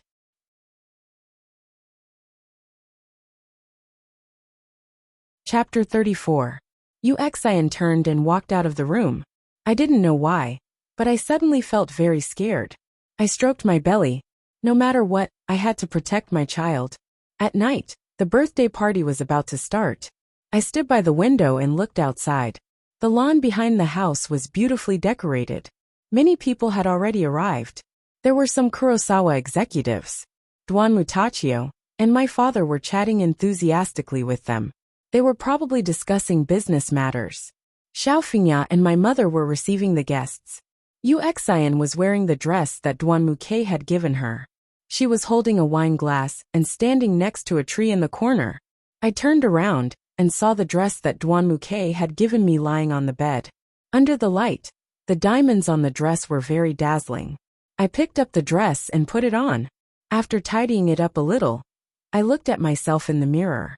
The light pink dress looked especially fair against my skin. My long hair was simply draped over my back. Because I was pregnant, I couldn't put on makeup. But without makeup, I looked more natural than if I put on makeup. I was completely different from when I had first married him. I was now exuding happiness. I was no longer as cold as before. Just as I was staring blankly at the mirror, the door to the room was pushed open. Dwanmuke stood at the door in a black suit. He looked as handsome as he had on his wedding day. He smiled at me and walked towards me. He walked up behind me and hugged me from behind. He rested his head on my shoulder and looked at me in the mirror. "Wifey, you're so beautiful," he said softly. Then he kissed my neck deeply. I blushed and looked at him. "You're so handsome today." Dwanmuke looked up at me and said mischievously, "I'm handsome every day." He reached out and touched my belly. "Do you feel uncomfortable?" he asked with concern. I shook my head. "No, I can take it." He hugged me tightly. "Okay. If you really feel uncomfortable, remember to tell me." I smiled. "Yeah, let's go." He suddenly flipped me over, his face inching closer to mine. "Let me kiss you again." Then he pressed his lips against mine. I hugged him and felt the warmth he gave me. It was almost time for the party to start. I held onto Dwanmuke's arm, and we walked out of the room. When we reached the staircase, the entire living room was filled with people. They were all here to celebrate Dwanmu Quebec. I didn't know who shouted, but everyone lifted their heads to look at us. The entire living room was boiling with excitement. Dwanmuke and I exchanged glances. Then I grabbed his arm and walked toward the others. We waved to everyone one by one, and I could hear some of the girls below screaming, "Wow! Look! The woman next to Dwanmuke is wearing a beautiful dress." Yeah, I wonder where she bought it. Let's go and ask later. It's so beautiful. I love it." Hearing the praises from below, Dwanmuke leaned over and whispered in my ear, "See? Your husband has good taste." I covered my mouth and smiled. Okay. You have good taste." Seeing me smile, he became anxious. "It's obviously very good, okay?"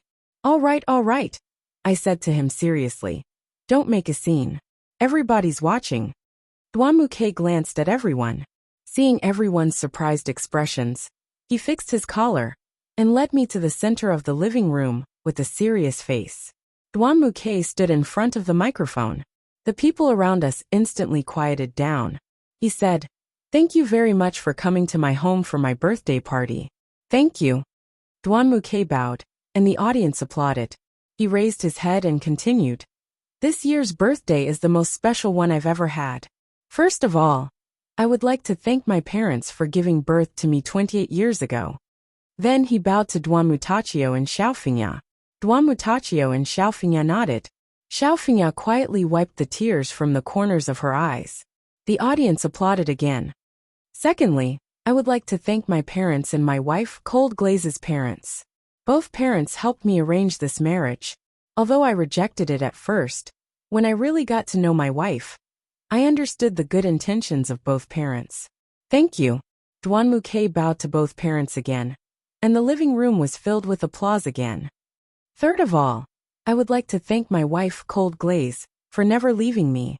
I would also like to thank her for everything she did for me when I was in danger. Dwanmuke turned to look at me. "Xiaoli, thank you for your hard work. We'll have to spend the next few days nurturing our child." Dwanmuke hugged me in his arms and kissed my forehead. Thunderous applause came from below the stage. He turned to face everyone and said, "Finally, I would like to thank everyone once again for their love and care for me, Dwanmu Quebec. I hope everyone can eat and drink well today. Thank you." The audience cheered. Next, it was time for everyone to have fun. Because of my physical condition, I couldn't accompany Dwanmuke to toast everyone. He arranged for me to sit on the sofa in the corner of the living room. He kissed me and turned to leave, but I pulled him back. Dwanmuke turned and looked at me with a strange expression. "Wifey, what's wrong? How much are you going to drink today?" I looked at him with a smirk. This was a very meaningful question. I wanted to see how he would answer.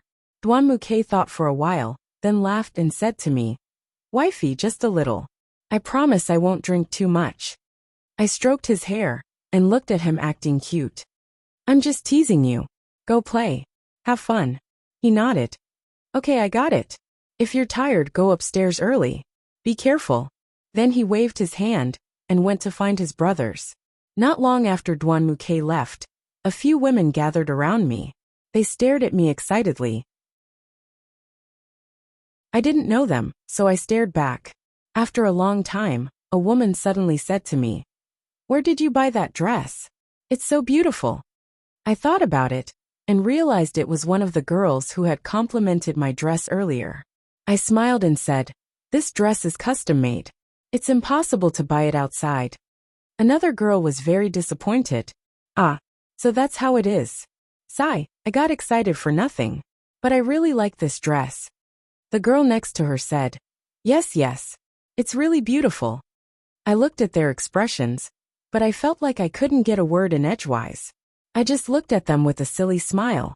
While we were happily chatting, Uexin walked over to us. She stood behind the girls and stared at me. She linked arms with us and said, "Do you think trash like you deserve to wear this dress?"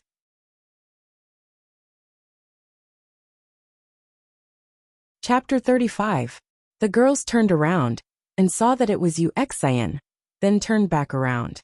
One of them held a glass of wine and said arrogantly, "I was wondering who it was. So it's Duanmuke's adopted daughter." Uexin stood there and glared at her. "You don't have the right to talk like that here." The girls stood up and looked at Uexin angrily. "What do you mean?" The girls next to them pulled them back, afraid that they would fight. The girl angrily said to Uexin, "Who do you think you are? Today is young Master K's birthday party. Everyone is wearing a dress. Look at what you're wearing. Are you going to respect your beloved young Master K like this?" Uexin's face turned ugly. She took a step forward and reached out to hit the girl. I stepped forward and grabbed her arm. She turned around and looked at me, her face full of anger. The girls were also scared and sat there motionless looking at us. I glanced at the girl and gestured for her to stop talking. Then, I turned to look at Uexin.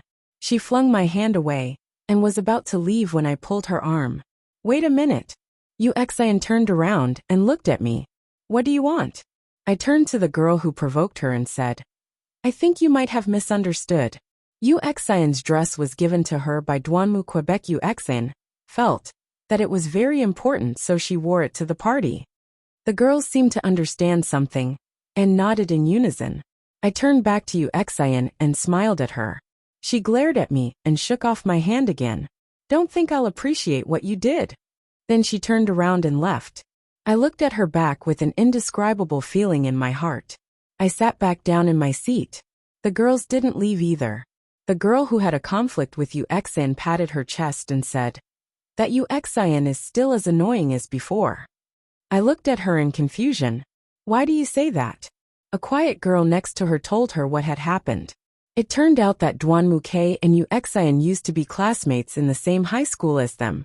That school was an elite school in a city. According to Uexin's identity, she was not qualified to enter that school. But Duanmuke asked his parents to arrange for Uexin to go to school with him. When he was in high school, Duanmuke was very popular. Many girls in the school chased after him. However, as long as a girl approached Duanmuke, she would be stopped by Uexin. She even threatened those girls who wanted to pursue Duanmu Quebec. Some of the girls couldn't stand Uexin's threats and had to give up their feelings for Duanmu Quebec. However, some of them didn't give up and continued to oppose Uexin throughout their high school life. Of course, one of them was the girl who had a conflict with Uexin. I looked at them and asked curiously, "Did you know that Uexin likes Duanmuke?" One of the girls said, "At that time, the whole school knew because she threatened one of our good sisters. We took advantage of the time when she wasn't in the classroom and threw everything in her bag to the ground. Her bag was filled with photos of Duanmu Quebec. There was also a diary in it. She wrote how good Duanmuke was to her. When she came back and saw it, she went crazy. We were all scared. Later, she took a leave of absence for a while. When she came back, she changed classes. Does Duanmuke know about this? I glanced at Duanmuke, who was busy socializing not far from us. At that time, young Master K didn't know. However, I'm not sure if he knew about it later. After all, Yu Xian was a very solitary person in our school. She didn't have any good friends. Her looks were average, and no one pursued her. Gradually, that matter was forgotten. I thought about it. Yu Xian's solitary personality was related to her growth. She probably felt inferior from the beginning. The girls were still gossiping, and I couldn't interrupt them. I just sat there and listened to them, laughing and accompanying them. At this moment, Duanmuke walked towards us with a wine glass in his hand. He walked behind the girls and said with a smile, "Beautiful ladies, is it convenient for you to give me a chance to discuss some matters with my wife?" The girls nodded and left. Duanmuke sat across from me, leaning back in his chair with a tired face. My heart ached when I saw his tired face. I said softly, "You've worked hard." He looked at me and smiled. "It's not hard at all. No matter how hard it is, it doesn't feel hard when I see you." I covered my mouth and laughed. "You're so tired, but you still have a glib tongue. We'll have to go and greet you later." He nodded helplessly and leaned back in his chair with his eyes closed. Seeing that he was really tired, I walked behind him and gently pressed his shoulder. He opened his eyes and looked at me, then closed them again. He looked like he was enjoying it. At this time, Duanmutachio brought an older man to stand in front of us. The man looked at me and pressed Duanmuke's shoulder. He smiled and said to Duanmutachio, "Li Xiong, look at how happy your son and daughter-in-law are. When I look at them, I think of you and Xiaoya. You two used to love each other so much." Hearing the man's words, I blushed and stopped what I was doing. Duanmuke opened his eyes and saw Duanmutachio and the man. He immediately stood up. "Hello, Uncle Zhang." The man nodded. "Xiaoke, you have a good wife. You should cherish her." Then, Duanmutachio left with the man. Looking at their departing figures, I suspiciously asked Duanmuke, "Who is that man?" "That man is my father's business partner. They've been working together for a long time." I suddenly remembered the conversation I had with those people about Yu Xian. I curiously asked Duanmuke, "Did you and Yu Xian go to the same high school?" Duanmuke looked at me. "Yeah. How did you know?" I held his arm and whispered in his ear, "Did you know that Yu Xian liked you from that time?" Duanmuke suddenly lowered his head. He didn't say anything. I quietly looked at him. "Don't think too much. I'm not angry." Duanmuke hugged me in his arms and whispered, "I know. Her feelings for me are very special. I know it's the feeling of liking someone. She hasn't changed since high school." He looked at me and continued, "But now my heart only has you. There's no room for anyone else. No matter how good she is to me, she's just a little sister. She'll never be the one I love." I stroked his face. "How could I not understand your feelings for me? But do you know what Yu Xian did to those girls to monopolize you?"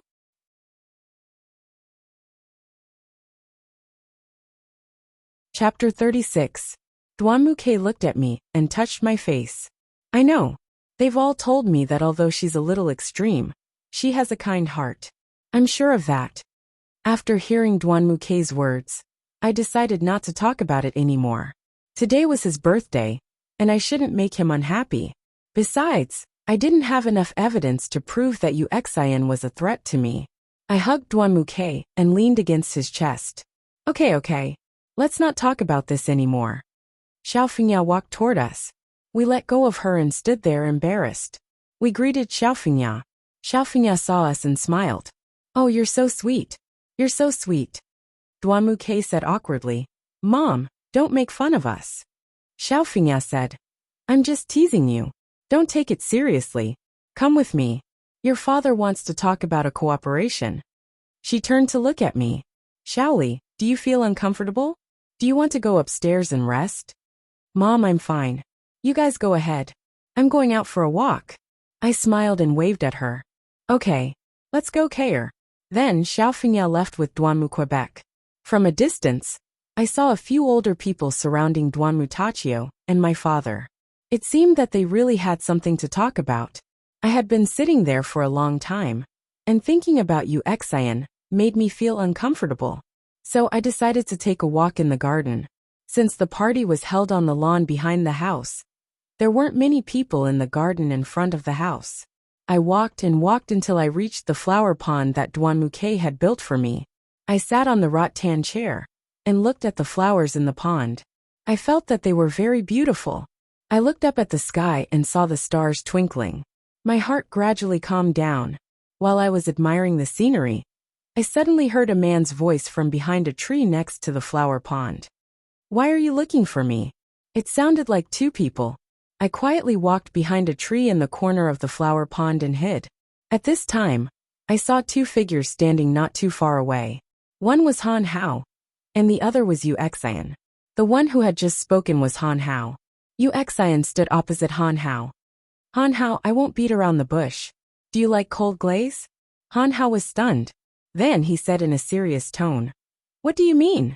Xian saw that Han Hao didn't answer her directly. She took 2 steps forward until she was almost in front of Han Hao. Han Hao took a step back, keeping a certain distance from her. Xian smiled and said, "Unfortunately, I heard what you said to Duanmuke that night. Of course, I also know that you like cold glaze." Han Hao was shocked, but he calmly said, "This is my business. It has nothing to do with you. As long as you agree to work with me, I guarantee that you'll get cold glaze." Xian looked at him with a confident expression.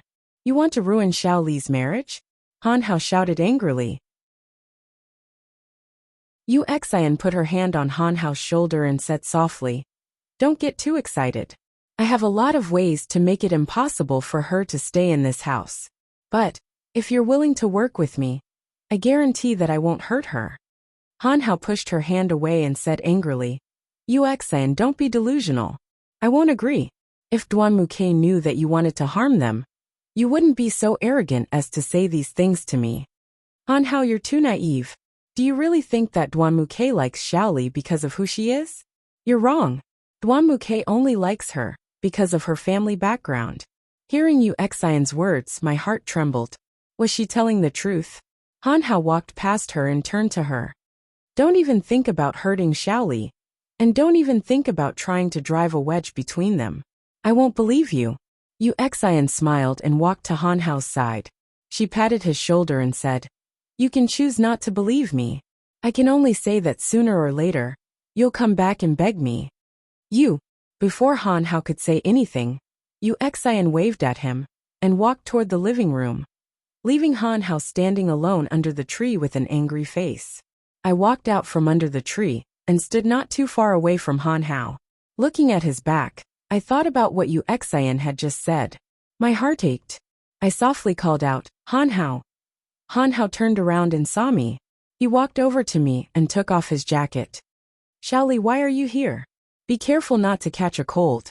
Don't disturb the baby."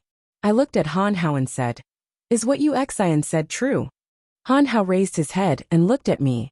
After thinking for a while, he said, "Don't think too much. Don't believe what she says. But look at what she's saying. It's obvious that she has enough evidence to prove that Duanmuke doesn't like me, and that he's just using me. Is that true?" My eyes started to tear up. Han Hao didn't say anything. He just stood in front of me. I grabbed his arm and said softly, "Han Hao, you know I've already fallen in love with him. I can't lose him." Han Hao looked at me and sighed. He helped me straighten my jacket and looked at me gently. Let's go. Let's go back." I understood that pressing him wouldn't get any results.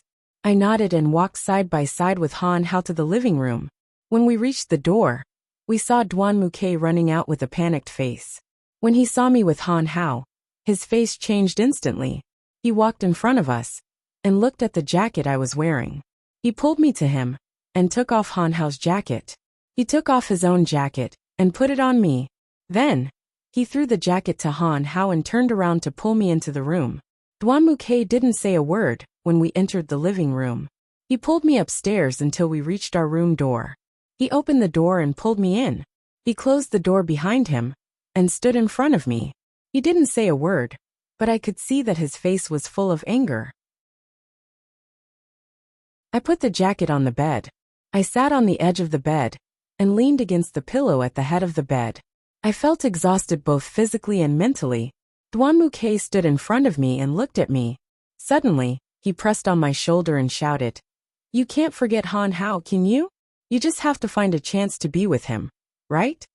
I was stunned by Dwanmuke's question. "What are you talking about? I met him when I was wandering around." I didn't tell him that I'd eavesdropped on the conversation between Yu Xian and Han Hao. Dwanmuke was a little unable to control his emotions. He forcefully pressed down on my shoulder and said to me, "There are so many people you couldn't meet. Why did you meet him, and even wear his jacket?"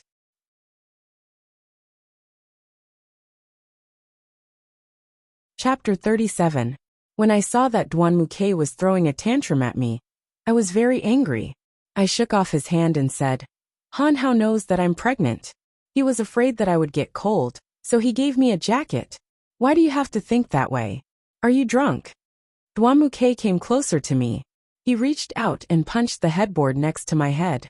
Then he stared at me and said word by word, "I won't let he pester you." When I saw that Dwanmuke didn't believe that there was a relationship between Han Hao and me, I was very anxious. I hugged Dwanmuke and said, "There's really nothing between him and me. You have to believe me." Dwanmuke pulled my arm away. He looked at me and said coldly, "It's already been 3 times. This is just what I saw. What about the ones I didn't see?" He suddenly stood up and walked towards the door. Then he stopped and turned around to look at me. "You've disappointed me, Dwanmuke." I called his name, but he didn't turn around.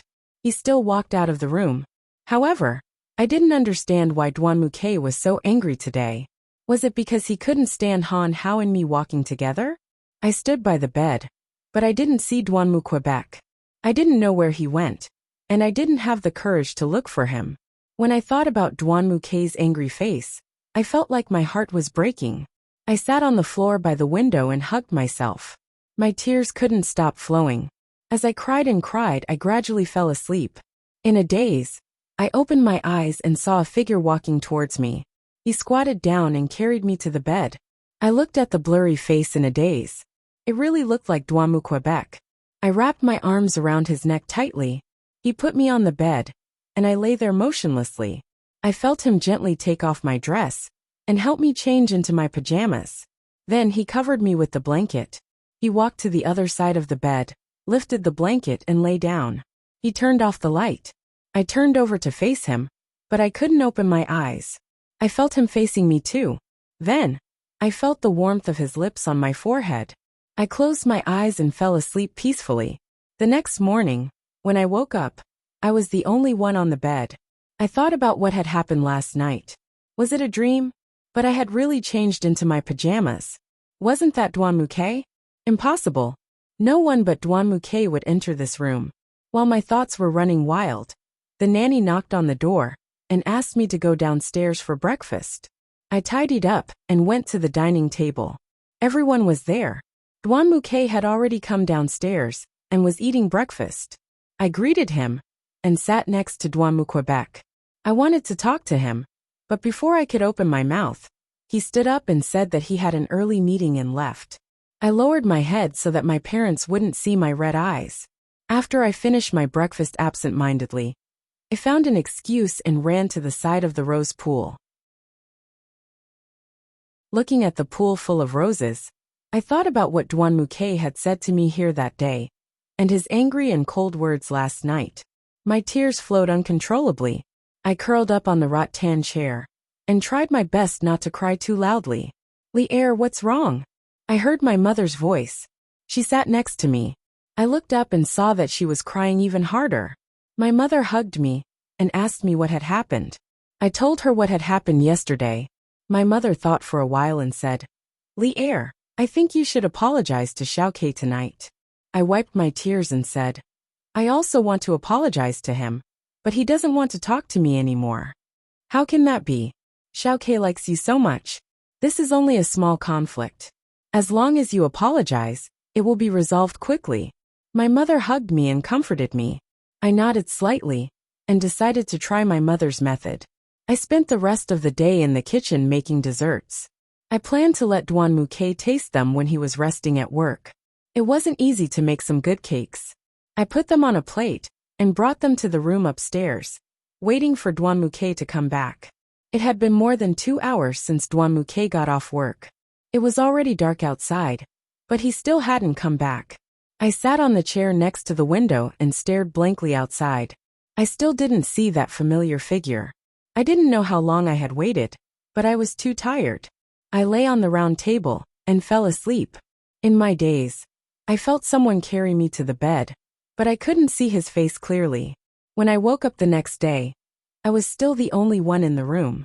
The cake I had left on the table hadn't been touched. My heart sank. When I went downstairs to find Dwanmuke, the nanny said he had already gone out to work. In this way, for 4 or 5 days, Dwanmuke left early and returned late.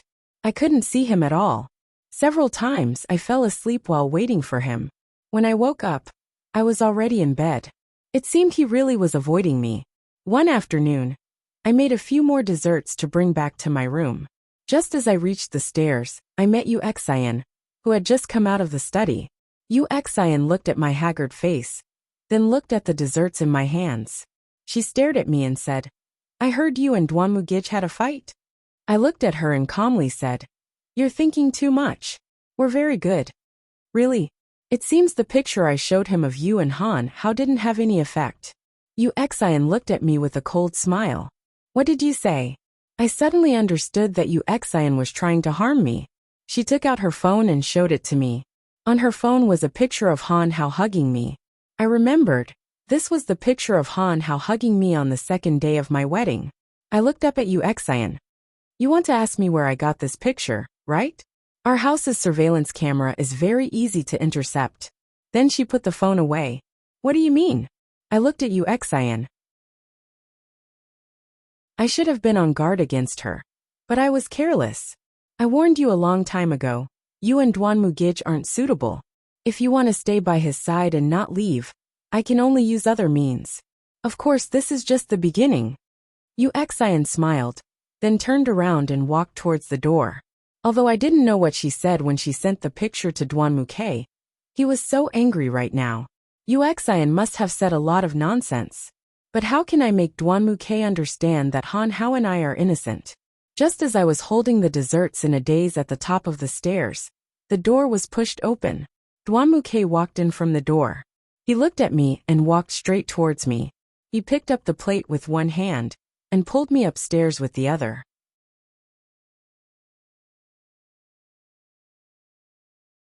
Chapter 38. Dwanmuke pulled me into the bedroom and closed the door. I stood to the side and looked at him. I didn't know what to say. Dwanmuke put down the dessert. He turned around and suddenly hugged me. I was stunned. It had been a few days since I'd felt this familiar warmth. After a while, Dwanmuke let go of me. He looked into my eyes and gently stroked my face. I hadn't seen him for a few days. Dwanmuke looked very haggard. "I'm sorry. You've suffered a lot these past few days." Dwanmuke's eyes were moist. Although I didn't know why he said that, I didn't want to see him sad. I threw myself into his arms. I couldn't control my tears. I felt very safe in his arms. Dwanmuke stroked my hair and hugged me tightly. "I'm sorry. I'm really sorry." His voice was hoarse. I lifted my head and looked at him. I stroked his face. "Don't say that. It's my fault. I didn't consider your feelings. I'm sorry, husband." Dwanmuke sat down on a chair and hugged me. I sat on his lap and hugged his neck tightly. Dwanmuke said, "I want to tell you something, but you have to promise me that you won't lose your temper." He stroked my belly. I nodded. Dwanmuke said to me, "These past few days, I did not intentionally give you the cold shoulder. I was like this because I was unhappy." "What's going on?" That day at the birthday party, I was chatting with my friends, but Yu Xian suddenly pulled me aside and showed me a photo on her phone. In the photo, Han Hao was hugging you. I looked at what you and Han Hao were wearing at that time, and I was sure that you weren't dressed for the party. I remembered that Han Hao came to our house on the second day of our wedding, and I did see the two of you hugging from upstairs, but I believed that there was nothing going on between you and Han Hao. I just didn't know what Yu Xian meant by doing this. At that time, she told me that you had suddenly left, and I wanted to see what she would do next. So I went along with what she wanted me to do. I just happened to see you and Han Hao walking over at the door, so I pretended to be very angry. I pretended to be angry. Then why did you act so angry in the bedroom? Why didn't you tell me at that time? After hearing Duanmukei's words, my mood improved a lot. I was very angry at that time. Seeing the two of you together, wearing his jacket, and thinking about that photo, I couldn't control my emotions. Besides, what if Xian was eavesdropping at that time? If you want to put on a show, you have to put on a show. Duanmukei curled his lips. Then why did you treat me like that these past few days? Wouldn't it have been better if you secretly told me at night? I also curled my lips. After all, these past few days I also felt very wronged.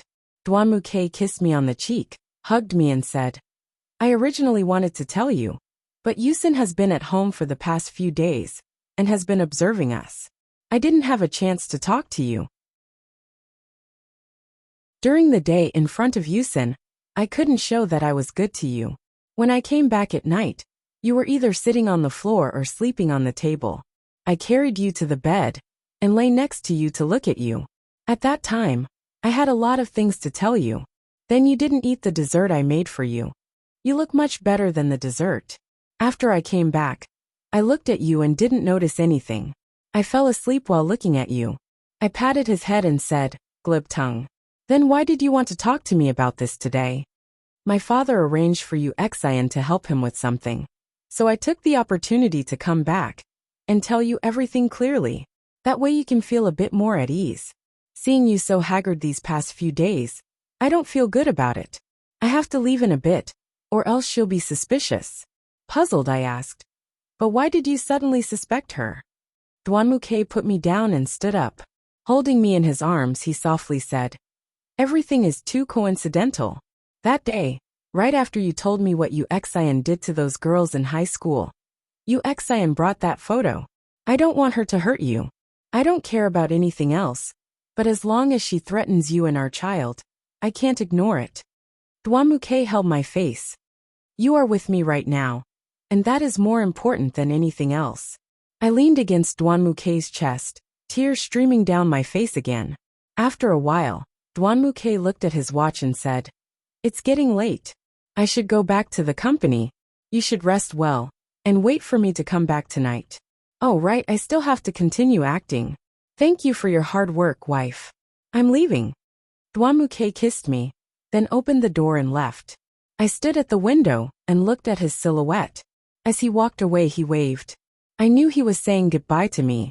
I touched the glass window and smiled happily. I would no longer believe in Xian or other people's rumors. I would believe that Duanmukei loved me, and that he loved me very much. Thinking about how Duanmukei wanted me to continue acting with him, I decided to cook dinner for everyone tonight. I went to the kitchen and asked the housekeeper for the ingredients for dinner. Then I began to prepare. Finally, it was evening, and the dinner I had prepared was almost ready. I asked the housekeeper to keep it a secret for me for the time being. Don't tell anyone that this dinner was mine. And I went upstairs to rest. Less than half an hour later, the housekeeper came to call me for dinner. When we arrived at the dining room, everyone was already seated. I looked at Duanmukei with a serious expression. I sat down next to him. He was almost done eating. At this time, Duanmutachio said, tonight's dinner is different from usual. It's very delicious. Xiao Fengya called the housekeeper over and asked, Auntie, tonight's dinner is very good. Could you please tell the chef that? The housekeeper waved her hand and said, Madam, this meal wasn't prepared by the chef. It was prepared by the young madam. Everyone looked at me, and I lowered my head in embarrassment. My mother was very worried. Li-er, you're pregnant right now. Don't do these things. What if it affects the baby? Xiao Fengya agreed. That's right. Your health is important, Xiaoli. I smiled. It's okay. My health is good. I'm not tired. Duanmukei put down his chopsticks and stood up. He turned to go upstairs, but Xiao Fengya stopped him. Why are you eating so fast? Duanmukei stopped and turned to look at me. I don't have an appetite for her cooking. Then he turned and went upstairs. I knew that Duan Muke was acting, so I pretended to be very sad. I put down my chopsticks and lowered my head. I didn't look at anyone. At this time, Yu Xian stood up and said, "I'm also done eating." Then she went upstairs.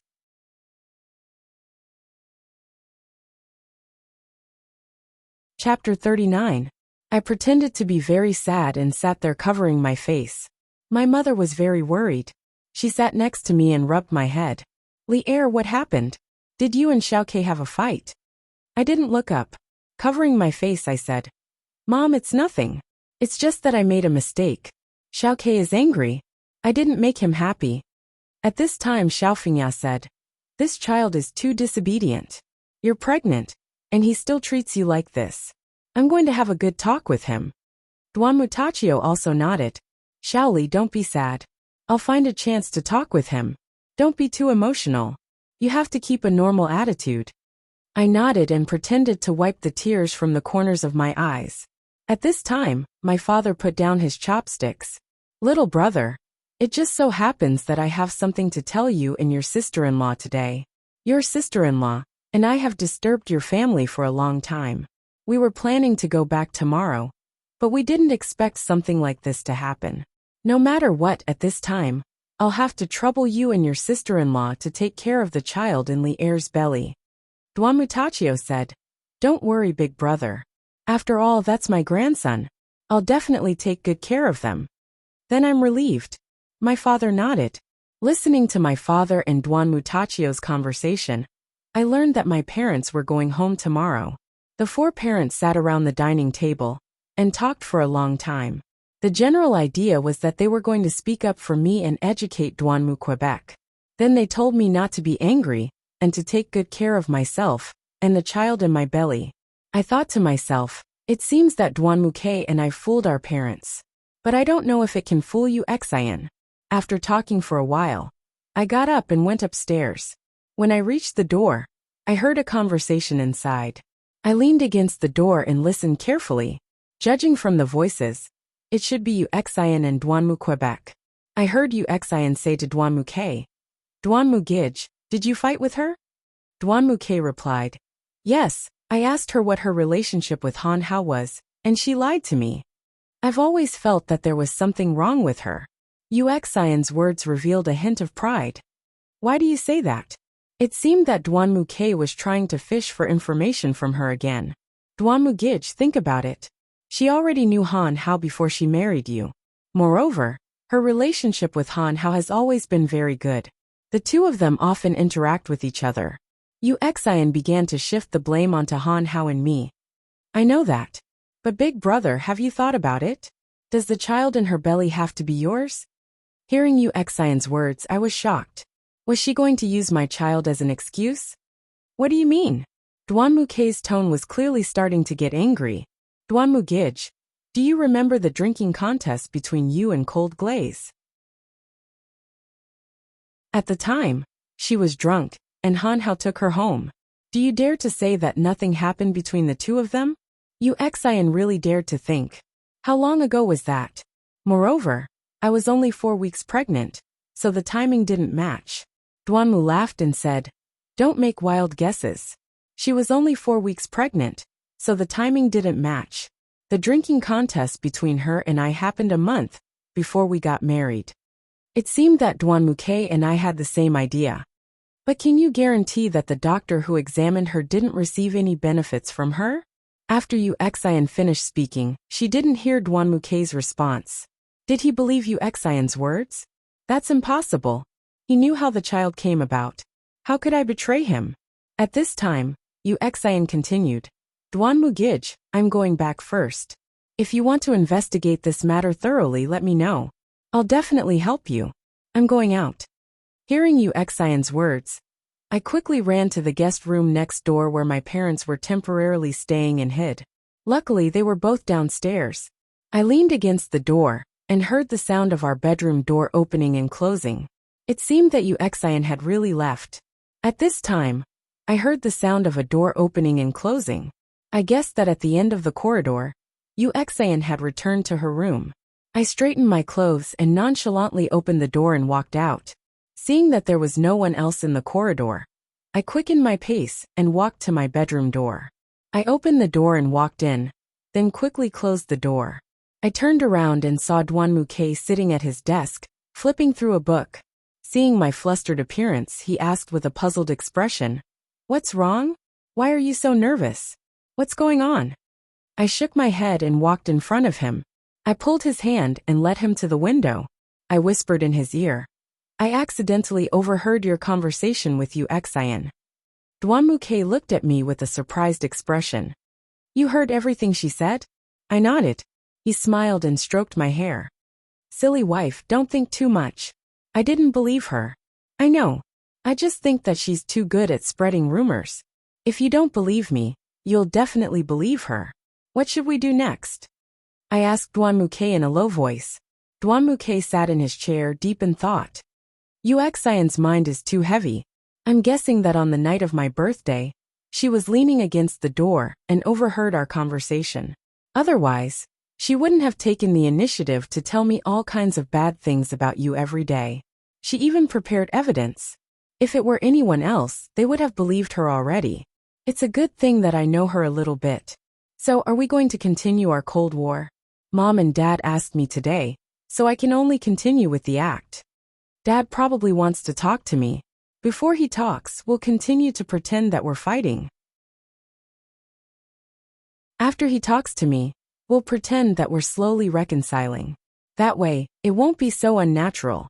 That's the only way. The main thing is that Dad has to scold you. I don't feel good about it. I was a little unhappy. Aya, you're thinking too much. I'm used to being scolded by him. It's fine, don't worry. Dwanmuke pulled my hand and hugged me. I leaned on his shoulder and didn't say anything else. As expected, Dwanmutachio went to talk to Dwanmuke the next day, after seeing my parents off. I stood at the top of the stairs and looked into the living room. Xian was sitting on the sofa reading a book. I didn't know if she was really reading or eavesdropping. The conversation was really effective, although it was also part of our plan. In order to not appear too stiff that night, Dwanmuke took the initiative to talk to me at the dinner table. Just like that, our simple conversation was seen by everyone. During dinner, I glanced at Xian out of the corner of my eye. My expression became unnatural. It seemed that we had completely disrupted her plan.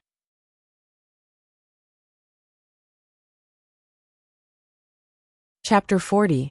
In the next few days, the relationship between Dwanmuke and I became closer and closer, and Xian's expression also became colder and colder. During the days when Dwanmuke and I were pretending to be in a Cold War, Xian would hang out with everyone in the living room almost every day, especially when Dwanmuke was there. But after we reconciled, she returned to the way she was when I first met her, always locking herself in her room and refusing to come out. Today was the day I had to go to the hospital for a pregnancy test. After breakfast, Dwanmutachio and Dwanmuke went to the company for a meeting.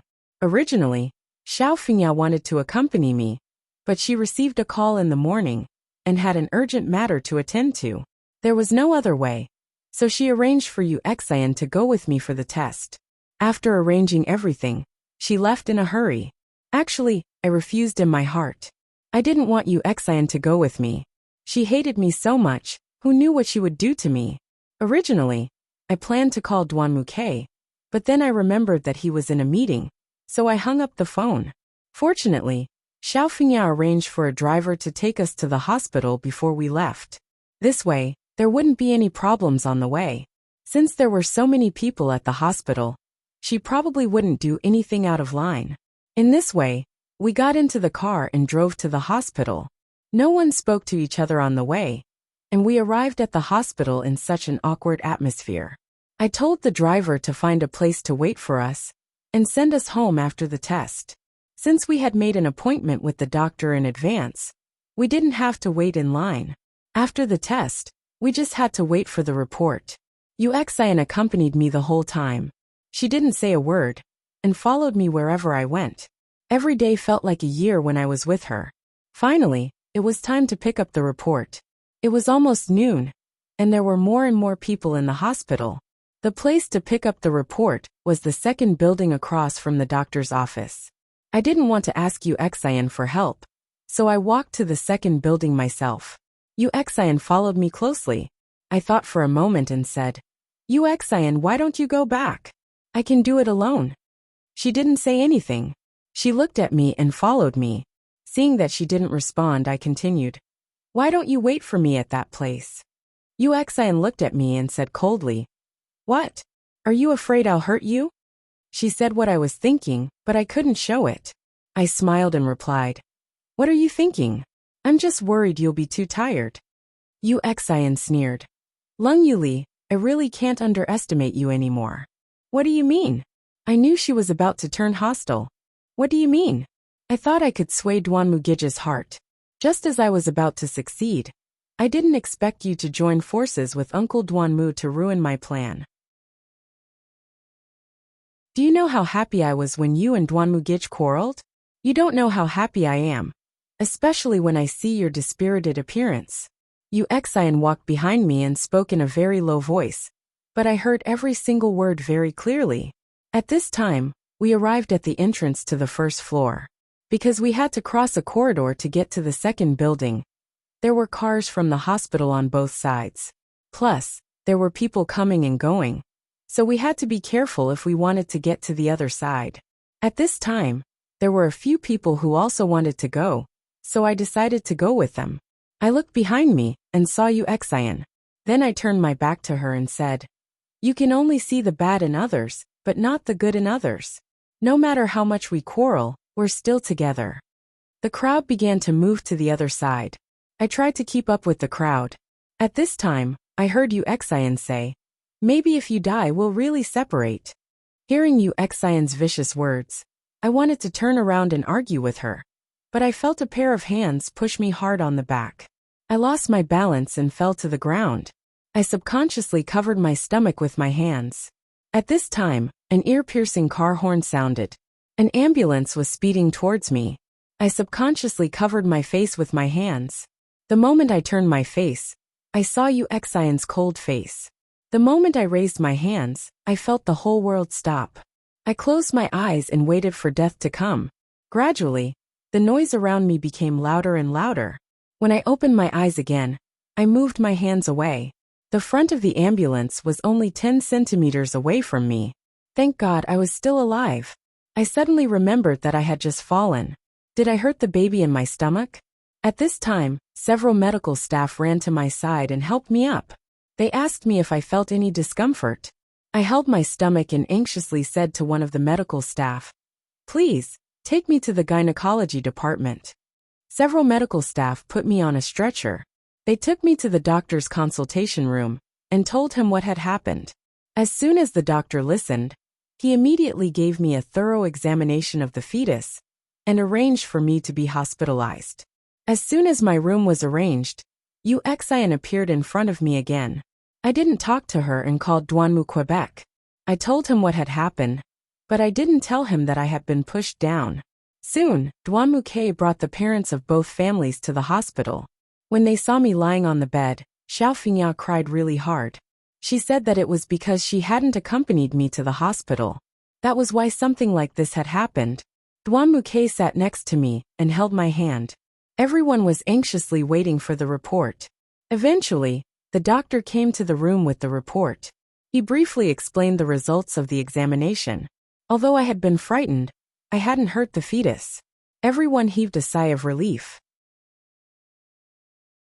Duanmu K kept holding my hand, but his face was full of anger. After the doctor left, Duanmu K found an excuse to send both parents away, leaving behind Uxian. When he came back, he locked the door of the room and stood at the door, staring at Uxian. Uxian looked at him, but didn't say anything. Uxian, don't you have anything to say to me? Duanmu K asked first. No. I answered simply, but it directly ignited Duanmu K's fuse. No. Then how did Xiaoli fall and almost get hit by a car? Duanmu K shouted at her. At this time, Uxian cried. She sat on a chair and wiped her tears. I don't know. At that time, we were walking with a few people to the opposite building, but I couldn't keep up with her. When I saw her again, she had already fallen to the ground. At this time, an ambulance drove towards her. I didn't have time to save her, but fortunately the car didn't hit her.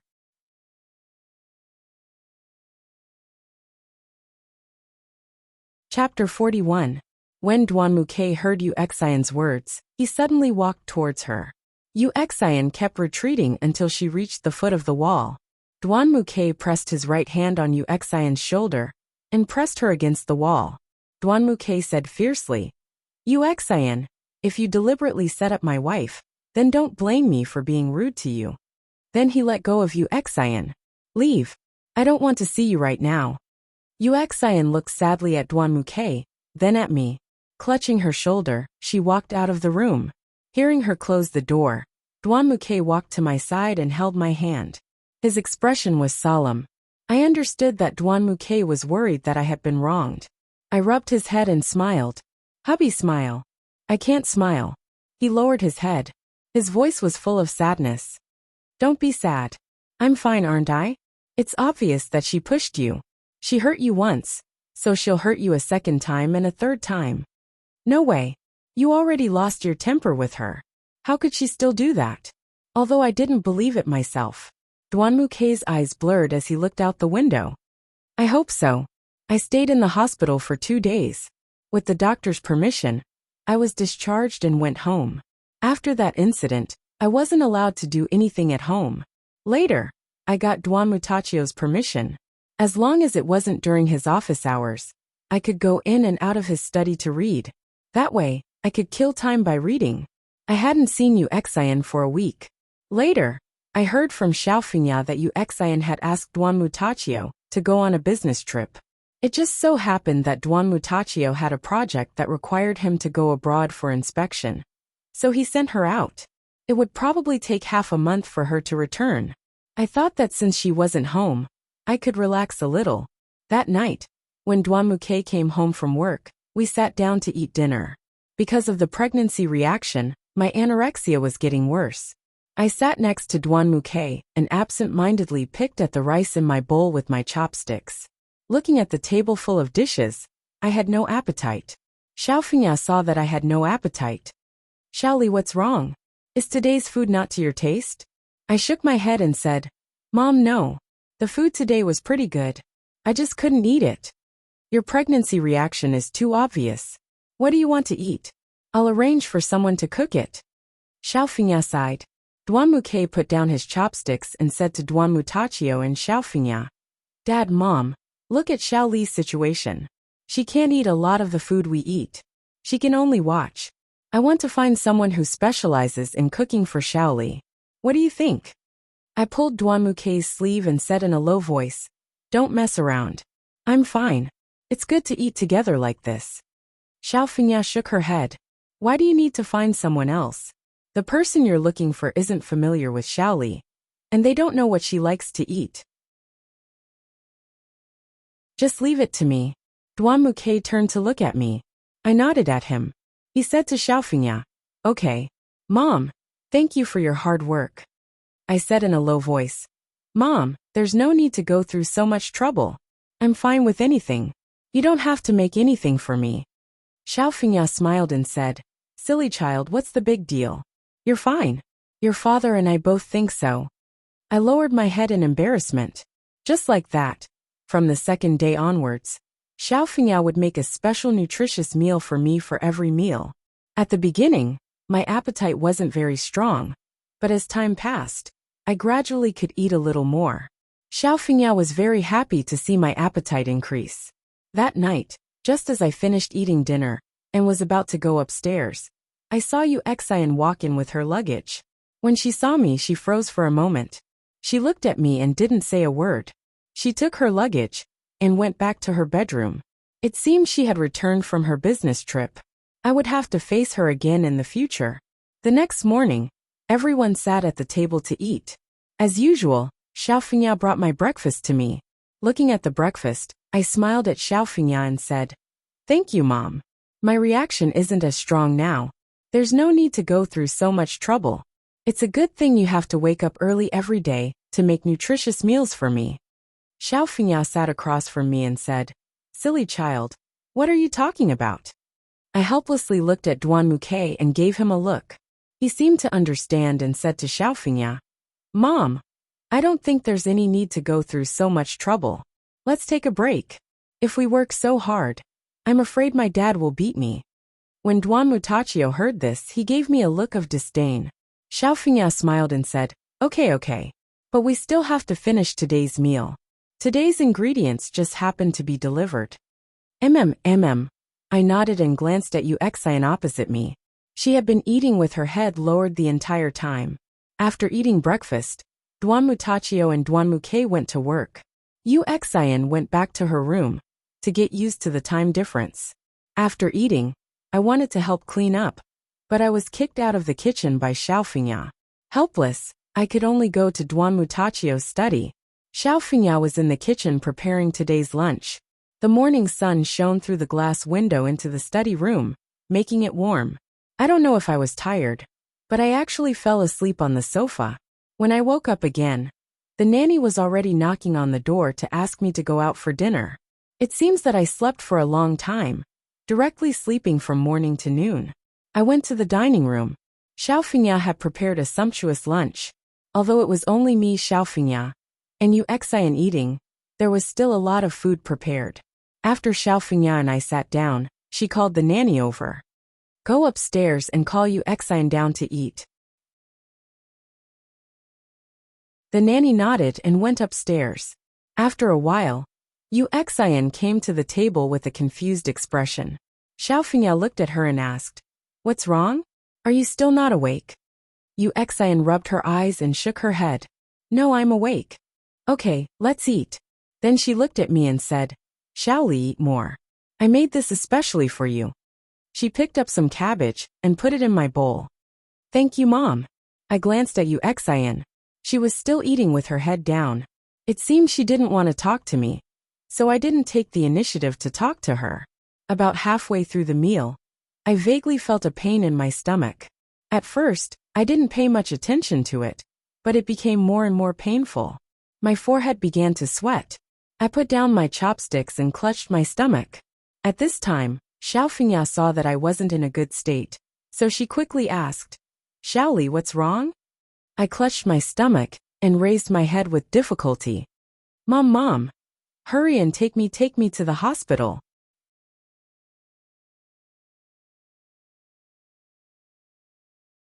Chapter 42. Gradually, my consciousness became blurry, and my limbs felt weak. I didn't know who was carrying me and running. Then I got into the car. I didn't know how long it had been bumpy. Then I smelled the hospital's disinfectant, and I lost consciousness. When I woke up, I was lying on the hospital bed. There were many people standing around me. Duanmuke was standing next to me, his eyes red. Duan Mutachio and Xiaofingya were standing there too. My parents were there too. Yuxian was standing in the corner. Although I was awake, I couldn't move my body. Duanmuke saw that I was awake. He pulled my hand and called the doctor to check on me. The doctor gave me a simple checkup and checked the case. Then, he called Duanmuke and the others to the side and whispered something. Then he left. Duanmuke sat next to me with a sad face. I raised my hand and touched his face. I asked softly, What's wrong? Duanmuke didn't answer me. Instead, he turned his back and covered his face. It seemed he was crying. I was even more puzzled. Could it be that I had a miscarriage because of the severe abdominal pain? I pulled his shirt and asked, What's wrong? Where's the baby? Is the baby still here? Duanmuke didn't answer. Instead, he twitched even harder. I let go of his shirt and lay there. I felt as if my world had collapsed. My tears couldn't stop. My baby is gone. My baby is gone. Why is it like this? Why? I asked myself again and again in my heart. Duanmuke turned around and continued to cover his face. He sobbed and said, Waifu, I'm sorry. Waifu, our baby. What's wrong with the baby? I was even more agitated. I pulled his arm and asked, He's fine. He suddenly moved his hand away from his face and smiled mischievously. I stood there dumbfounded, while Duanmuke was laughing so hard that he was about to fall to the ground. What did you say? I thought I might be dreaming, so I confirmed it with him again. Duanmuke hugged me and said, I said our baby is fine. Nothing happened to him at all. After hearing Dwanmukhae's answer, I knew that he was playing with me. He wanted me to think that something bad had happened to the baby. I was so angry that I pinched him and pushed him away. He grimaced and covered the spot where I had pinched him. He looked at me with an aggrieved face. Although I knew the truth, I still couldn't stop my tears from flowing down. I hugged my legs tightly and sat on the hospital bed, crying bitterly. Dwanmukhae saw that the joke had gone too far. He walked over and hugged me. He gently stroked my hair and said, "Waifu, I'm sorry. I shouldn't have played such a joke on you. I'm sorry. It's all my fault.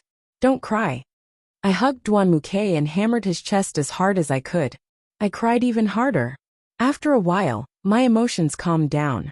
Dwanmutachio said to the two servants at the door, "Bring in the cook and the nanny." The two of them left the hospital room. Not long after, they brought in the cook and the nanny. Dwanmutachio sat on the sofa and gestured for my father and mother to sit as well. After sitting down, Dwanmutachio asked me with a serious face, "Shaoli, tell us what happened." I nodded and told him everything that happened during lunch. After listening to my description, Dwanmutachio turned to Xiaofingya and asked, "Did you prepare today's lunch?" Xiaofingya wiped the tears from the corners of her eyes and said, "I prepared it." Was there a problem with the ingredients, condiments, and seasonings? No, they were all normal dishes. I ate all of them, but nothing happened to me. Seeing Dwanmutachio question Xiaofingya, I secretly pulled Dwanmukhae over and asked, "What's going on? Why is Dad questioning Mom?" Dwanmukhae moved closer to my ear and said, "You don't know yet, right? You accidentally ate saffron. Luckily, you didn't eat much. If you didn't have stomach cramps and rushed to the hospital in time, the baby would have died." Hearing Dwanmukhae's words, I broke out in a cold sweat. Heavens, how could I be so careless as to eat saffron? Was someone trying to frame me? Dwanmu Lishiong continued. "I don't care who did this. I hope you can come out and admit to it. Don't let me find out. If that happens, things will get serious." Hearing Dwanmu Lishiong's words, no one dared to speak. Dwanmutachio motioned for Xiaofingya to stand to the side. He pointed at Uxian and asked, "Uxian, what were you doing between breakfast and lunch?" Uxian said, "After breakfast, I went back to my room to sleep. I slept until the nanny came upstairs to call me for lunch." Dwanmutachio looked at the nanny. "Were you the one who called her for lunch?" The nanny replied, "Yes, master. I also called her young madam." Dwanmutachio continued, "During that time, did you see anyone other than the young madam, you, and the chef enter or leave the kitchen?" The nanny shook her head. "No, definitely not. When the chef was cooking, he told me that he didn't have enough white sugar, so I went out to buy some. I don't know what happened during that time." At that moment, the door to the room was pushed open. A nurse came in and handed a report to Dwanmukhae. Then she left. Dwanmukhae looked at the report, then handed it to Dwanmutachio. Dwanmutachio took the report and looked at the chef. "It seems that you and the nanny are the biggest suspects. The report the nurse just sent says that the entire table of lunch, except for the rice, contains crocus. I think you should give me an explanation." The nanny and the chef were scared silly. The chef said, "Master, there's no reason for me to harm the young madam. I've been with the Dwanmu family for so long. There's no way I would harm anyone. If I wanted to harm the young madam, why didn't I do it from the beginning?" The nanny also said, "Master, I've always been by the young madam's side. There's no chance for me to harm the young madam. The young madam has always been good to us. There's no reason for us to harm her." After listening to the chef and the nanny, I was 100% sure that they weren't the culprits. I glanced at Uxian, who was standing in the corner. The corners of her mouth lifted. I immediately understood. Other than her, no one would harm me. However, I didn't have any evidence to prove that she was the culprit. Still, I couldn't wrongly accuse an innocent person. I forced myself to sit up and said, "Dad, wait a moment." Dwanmukhae helped me up and used a pillow to steady me. I said, "Dad, let's just let it go. I believe that no one did it. Just treat it as if it was for me and the baby. Don't investigate further."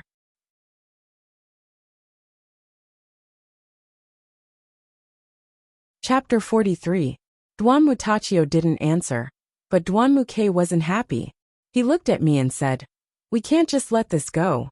This matter must be investigated to the end." Duan Muke gave me a look.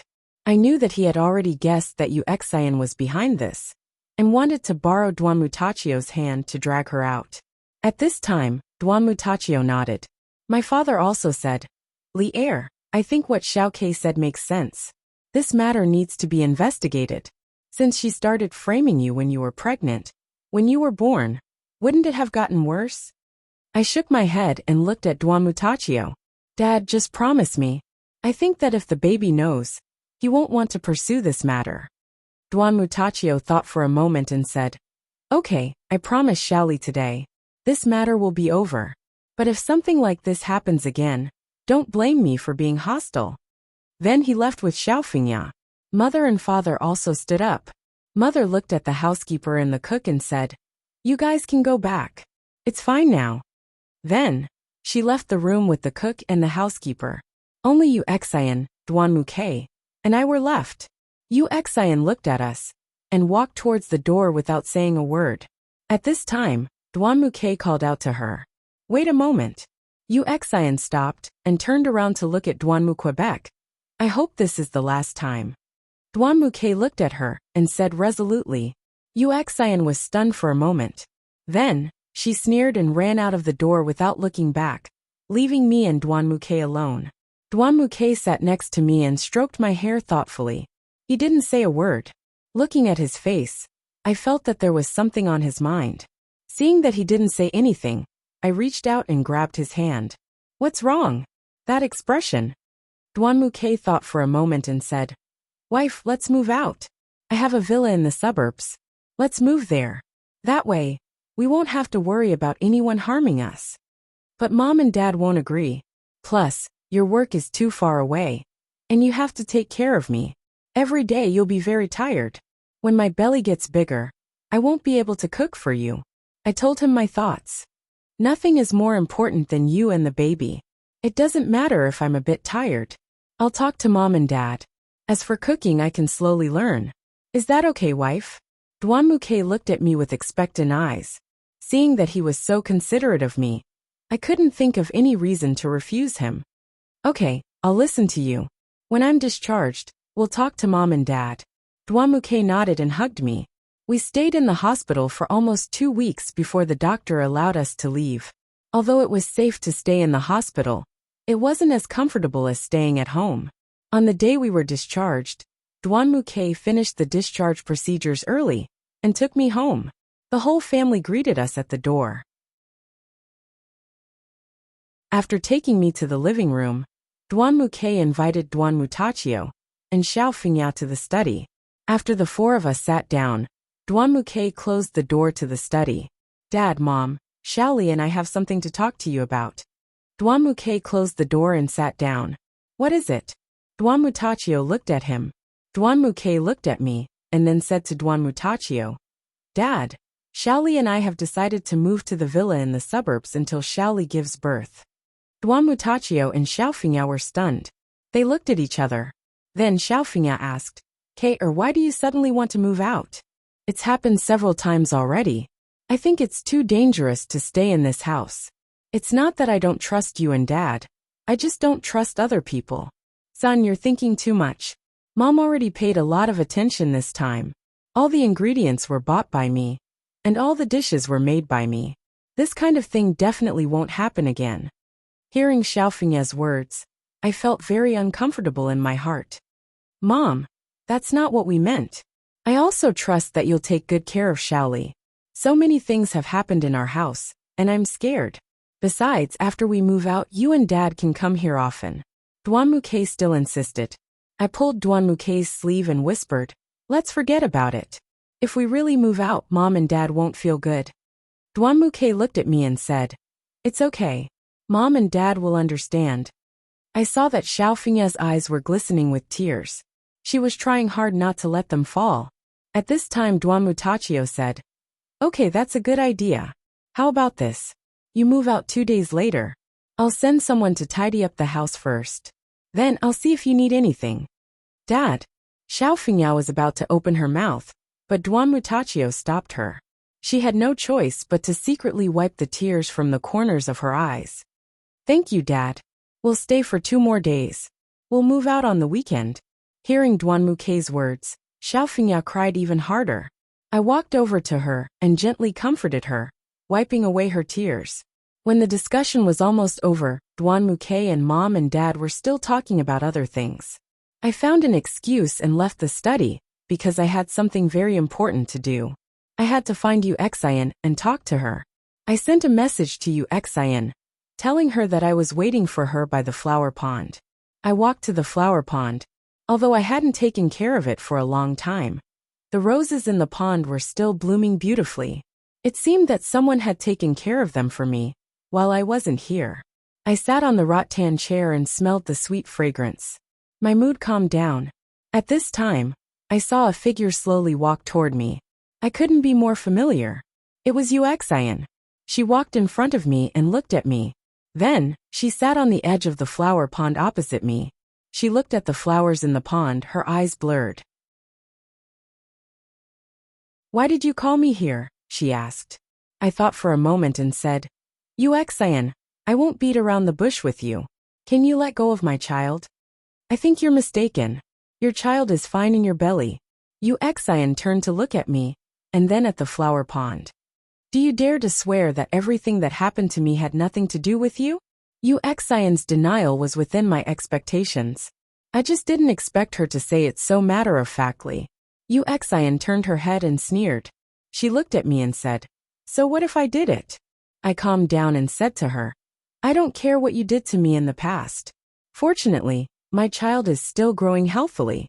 I just hope that from now on, you won't hurt us anymore. You're tuning in to the Earbook Haven YouTube channel. Don't forget to subscribe and join us on this journey to catch the most captivating stories.